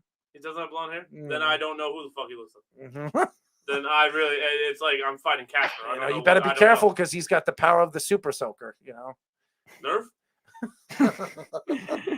Not Nerf, you idiot. Jeff would probably upgrade from Nerf if he knew he was fighting you. You two. I just sitting between you two and just listening to what Jeff says to you would be funny. And you sitting there shaking your head. Jeff, I don't think will wait until the next day. He'd be like, let's do this now. I just think it'll be funny. I think it'll be a shot first. I'm telling you, we will have over 1,000 people just on the feed to watch this. People will watch this. This is going to be really, really funny. You have no idea how many people are going to be watching quick, we this. can have this wet dream in a second. What the wet Cowboys dream? really need to make Tony Pollard their full-time running back. Why is it a wet dream? What? You're talking about a super soaker power? Are much more excited for this than I think should be. Are you not excited for this? I could care less. I just want it to be over with. So you just want to... Sometimes people get excited at the thought of blood. You know, there's a disease for that. It's a mental condition. It's also a mental condition every once a month for a woman. Well, my comment didn't get shut down before. We're shut down now. So, no, I'm serious. You're not excited for this? What? You're not excited for this? I just want it to be over with. So just the fact that it's going to just be over with? It's just... But if you win, will you be happy? What? Will you be happy? Come in here and sit here like I've been sitting here for the past however long this has been. You're not going to have a smile on your face if you I'm win. going to sit here just like this. No, you're not. No, you're not. I am. No, you're not. I am. If you telling me if you're sitting here right now after the fight and you knock Jeff out, you just knock him out. Nobody would do that. Nobody would do that. If somehow you knock Jeff out and you come in, you're just going to sit here and say, I knocked him out. Because what's the point? What does it do for me? It gives you the... What does it do for me? Nobody. No, I'm not getting money for it. I'm not. Yes, you are. What? Yes, you are. What do you mean? I'm going to hook you up with some money if you win. Oh, thank you. I'm not getting major money for this. It doesn't like... It's not like Jake Paul knocking out Nate Robinson or anything like that. This is even better because if we make this a thing, Jake Paul might want to fight one of you guys after this. I want to see Jeff's face. I'm going to zoom in. I'm going to have a camera. I'm going to zoom in to Jeff's face. See me smiling. His face. Your face. You two guys. Snook says, what is the purse for the fight? Pizzas, sandwiches from Beef's Deli. Yep, all catered by Beef's Deli. Sounds good. You two. There we go. Ham. Beef, are you listening? Ham. Ham, that's it? No. Ham, He's thinking. American cheese. Mustard? No. Ew. What? I don't know. Ham, American No, he's a cheese. mayo guy. He likes the fat. Yeah, slight mayo on a plain wrap. Thank you. There you go. No, you need a big sandwich. If you win, this is a sandwich. I don't trust the You're beef. gonna. I don't trust the beef. Oh, trust the beef. He can cut, man. He can cut, man. Cut meat? No, yeah, he's good. He's good, and he can make a really good sandwich. And by the way, I mean, I would hope so. This is your trophy, man. This is something, dude. You're gonna need to replenish whatever you're gonna lose because you two are gonna sweat your balls off. You're gonna be sweating more before you fight. So who are you fighting? Who do you want me to fight? I don't know. Find somebody. Who did you want to fight? You wanted to fight somebody. I Yeah, he remember. did. You He mentioned. did say- Who do you want? You can fight the beef's ego. Was it Vinny Rubo? One of those guys. Yeah, pick one of those guys. Call one of those guys up. Call them both. Call them both up. I'll have. Oh no, you got a bad hip. Nah, You I'm should fine. fight one of Snug's cats. All right, Snug. Send over a cat. Snug ain't sending over no cat. No, he's not. Yeah, Snug. We did cat and some cupcakes for the catering. No, but I'm serious. Yeah, where's my cupcake? What cupcake? I don't know. Snug said You're he gonna was- get it for Christmas. He sends gifts before Christmas. He does it all the time. You know, not gifts that I like. I mean, he sends me these crazy shirts, which, by the way, I don't even wear. My girlfriend wears them. She loves them. Every single shirt that he makes, she wears them. Snug says, "Yeah, fight Vinny Rubo. He needs an ass Mikey kicking." C's face on it? No, that Or wasn't something it. to do with Mikey C. No, that was our graphics that we had last Should year. someone call and check on the beef? I don't think that's a good idea. I don't think it's a good idea right now for the beef. I think he's in a really pissy mood, and if you call him, may you rest in peace. Someone should do a wellness check on him. He's not That happy. boy ill. He's not happy. I can tell you that. But Yeah. our picks were very interesting. What do you think about this lockout, man? I never asked you that. And by the way, do you think? real quick, you guys can have your episode here. At 12 o'clock, you are locking this thing down, and we're leaving. There you Got go. it? Get it? Good. All right. Thank you. Listen to this guy, man. I mean, it's the backwards hat, or maybe it's the bald head. What do you think, Jeff? He could just get up and leave. Everyone would be happier. Hey, listen, real shit. I told him I didn't even want to do the show anymore before, and he was like, I don't want blah, blah, blah, blah, blah. I was like, yeah, all right. Don't go and get everybody excited. Don't give us all He's hope. my witness. I want He's you. my witness. I want you to be very prepared for this fight. Okay. See? Don't give us all hope. I told you. I I'm being honest. want preparing. I don't lie on the I show. want the Malibu Mothball to get ready for an opportunity of a lifetime. There's 90 seconds. Not 90 seconds. I understand what time it is. I want to see it. Listen, Jeff. 180 seconds. Jeff, this is a great opportunity for him to shut everybody up. Show Ben, show the Beef, show everybody, every fan that's talked down to the Harrison, the Joshuas of the world, to show them who the real Malibu Mothball is. What do you think? Hey, terrible. You don't like it? No, you don't think it's going to happen, huh, Jeff? Nope. Well, it's safe thought, and hopefully moving forward, we see something from the Malibu Mothball. I think the Malibu Mothball could absolutely, shock the world. We are going to have a betting line, by the way. Everybody, I'm going to set something up on the Twitter account where you could bid, logically. And hey, listen, we'll see who the favorite is, how many people bid on this, and whoever wins gets the bid, gets the money. So I think I could raise about $200-$300, I think, for this. It'll be $5 buy-ins. So Snug will probably have 6 or 7 buy-ins. I think the Beef would take Tyler, actually. No, I don't think so. I don't know. I don't think so. I think that would go on Jeff's side, too. Even though he would never. No, he just won't pick anybody. No, I think he'd pick Jeff. I don't think the Beef would want to pick either one of them. The Beef is a better. He's a better. And if he thinks that Jeff's going to win, he's going to put bets on. He does pretty well, actually, doesn't he? Yeah, he makes a lot of money, man. He made $50,000 2 years ago on his box pick. Could you imagine winning $50,000 in just picking a box? Pretty good. It's really good, man. I got. He so also jealous. won another big pot in some sort of like knockout pool or something. Like $7,000 or $8,000 last year. It's ridiculous. He wins. The guy's one of the luckiest people. He is a lucky. Well, SOB. he still looks like he looks. So is that lucky? I mean, that's lucky. I mean, he listen. He's got more. He's more money than you, me, and the good old Mothball Malibu. Put together. That's crazy. Yeah, he does. I guarantee you, I probably work more. Yes, but the Malibu, Not that it matters. It's just sad that that's how that goes. Well, you got to dance. Would you dance on the table for free? If Jeff, would you pay for Tyler to dance on the table for you? No. No. Top dollar. Top dollar. He says. He says he thinks that you'd pay top dollar for him. Top dollar. He's more like bottom bitch. Jeff, thank you for calling, bud. Jeff, Always thanks, a pleasure, man. buddy. Always a pleasure. Have a wonderful day. Have a wonderful day. Bottom bitch, he called you. That's I heard. so. Who do you really have? Who do you got? What do you? 3 rounds.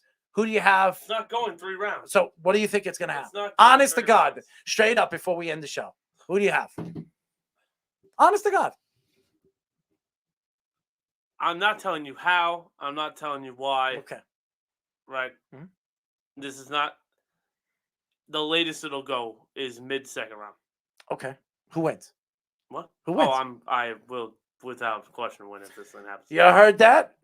Tyler's very confident. He wins 2nd round. He's not telling you how, but he has a plan. Malibu Mothball to the rescue. This is going to be great. Malibu Mothball. And for the love of God, please don't Super come in a sub. bathing suit. Oh, me as a baby? I said beef. Beef? That would be interesting. By the way, Errol, please stop making this interesting. why? You wouldn't think it was funny? What? The beef in a bathing suit? I would walk right out of the building. How? I would walk In a right one out. piece. The beef in a one piece. What? In a one piece. That's even worse. What? No. That would be funny. No. Oh man, this is No. one of the greatest fights of all time. No. Beef Beef, the Super Soaker, and the Malibu Mothball. All right. I want to thank Pro Football Focus Senior Data Collection Analyst Poor Josh Liskiewitz. He missed the best part. Oh, his name isn't Chris. It's Liskiewitz. Josh Liskiewitz. I say Chris. Thank you for joining us. We really appreciate it. Thank you to Jeff for really making the show. And Beef, we apologize for making you really upset. I don't know why he got so mad. I still don't understand. You were making fun of his mom. I didn't make fun of his Would mom. you seriously? I did not. Are you infatuated? I'm the last one. Are that you would make fun of infatuated? anyone's mother. Are you infatuated? What? You just said something about her. No, because I said I would rather his mother be in a bathing suit than him. Yes.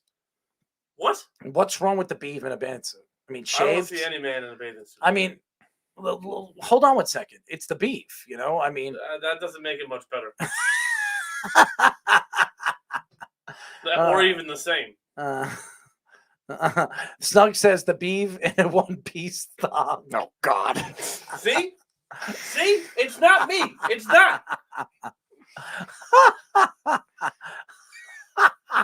Yeah, Errol would love it.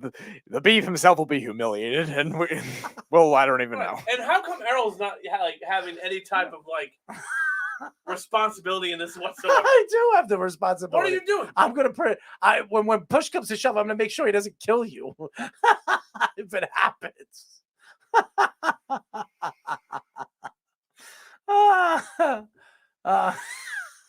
You too. Oh man, this is. Well, you like those nicknames? The Super Soaker and the Malibu Mothball. Who are you talking to? I'm asking. Oh, Steve. me? Yeah, I do. I like it too. I think they're creative. I think I'm gonna get a picture of both of them, and I'm gonna make like pamphlets. How can Malibu Mothball be original when you've called me Mothball for 3 years? But you're the Malibu Mothball. You're the fuck is the difference? You have like You have a city and a rum company now associated with you. You are the man. You have a chance to get some endorsements. You could be. I mean, you could be endorsed by Malibu, man. I mean, seriously, Malibu Mothball. Isn't that Tito Ortiz? No. That's No, it's not Malibu. No, but you're the Malibu Mothball. That is a sexy name. I swear. You're gonna. Yeah. Just like the Beef's gonna be a great ring girl. I don't really trust much. I don't really trust much of what you're saying right now. In a one-piece thong.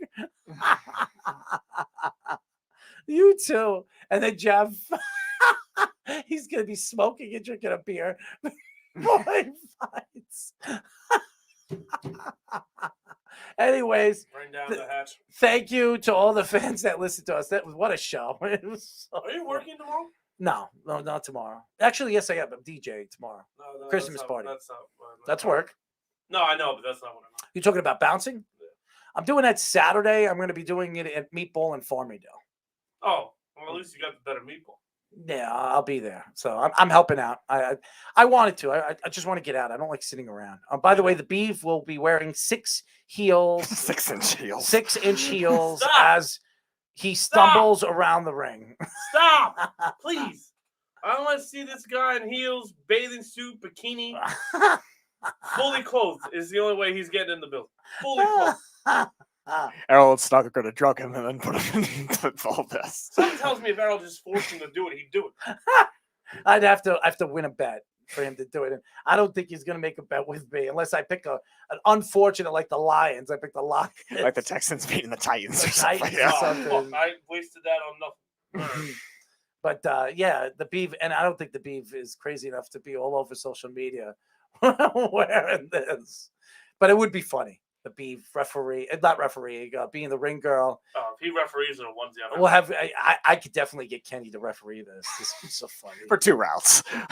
Could you imagine Kenny, who's all fucking waxed for 2 rounds, and then his wax will kind of kick in. Oh my god, man, Kenny, Jesus. Is Eli playing? Eli's retired. He'll tip it. Well, Eli Manning, one of the greatest quarterbacks the Giants have ever had, and that's 2-3 years ago. He hasn't played. Odell's top 5 receiver in football, still in the Giants. He's leading the league in receiving yards. that trade was one of the best trades in Giants history.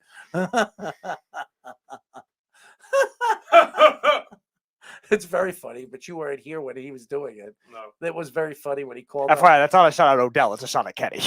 Yeah, and Kenny is an interesting fellow. But anyways, thank you to all the fans. We miss you, Kenny. I don't know what happened to you. You disappear off the face of the earth. Yeah, we just made fun of him for that reason. I mean, he disappears. He comes and he goes. He's trying. Maybe he's checking it. Maybe he's the Kenny Rayner. Maybe he's like Biff from Back to the Future too. He does because owe me a meal. Because he doesn't know the sports from 2019 to today. He's reading the almanac. Snug says, please, please, please have Kenny ref. I think there's a better chance of me having Kenny ref than the Beef wearing a swimsuit. I definitely. I think Kenny would absolutely do that if he can get out here. I think it'd be really, really fun. Kenny in the ring with these two guys. Oh, anyways, that's it. By the way, his last name is Rayner. Super Soaker in the Rayner. There you go. Wrap it up, please. There you go. Wrap it up. Wrap the Super Soaker up. Anyways, that's it, ladies and gentlemen. Listen to the Weekend Crunch, airing every single Saturday. This week, are we after the Islander? Yes, next 2 weeks we will be after Islander. After games. Islander games, 10:30. iHeartRadio, if you're here in Long Island, 103.9 at 10:30 after the press conferences. All right. Good night. Farewell. I come to see goodbye. It's the Worldwide Sports Radio Network. Edward Lehman has been a trusted insurance advisor for over 16 years with insurance solutions for auto, home, commercial, life, and retirement. He's located at 54 Sunnyside Boulevard, Suite H in Plainview. That's just 1,000 feet south of 495. Local agent, local advice. The time to think about insurance is before you need it. So do yourself a favor and before you pay your next insurance bill, give Ed and his team a call, 516-935-3900, or visit them online at www.allstate.com/EL. Edward H. Lehman Insurance is your trusted insurance advisor.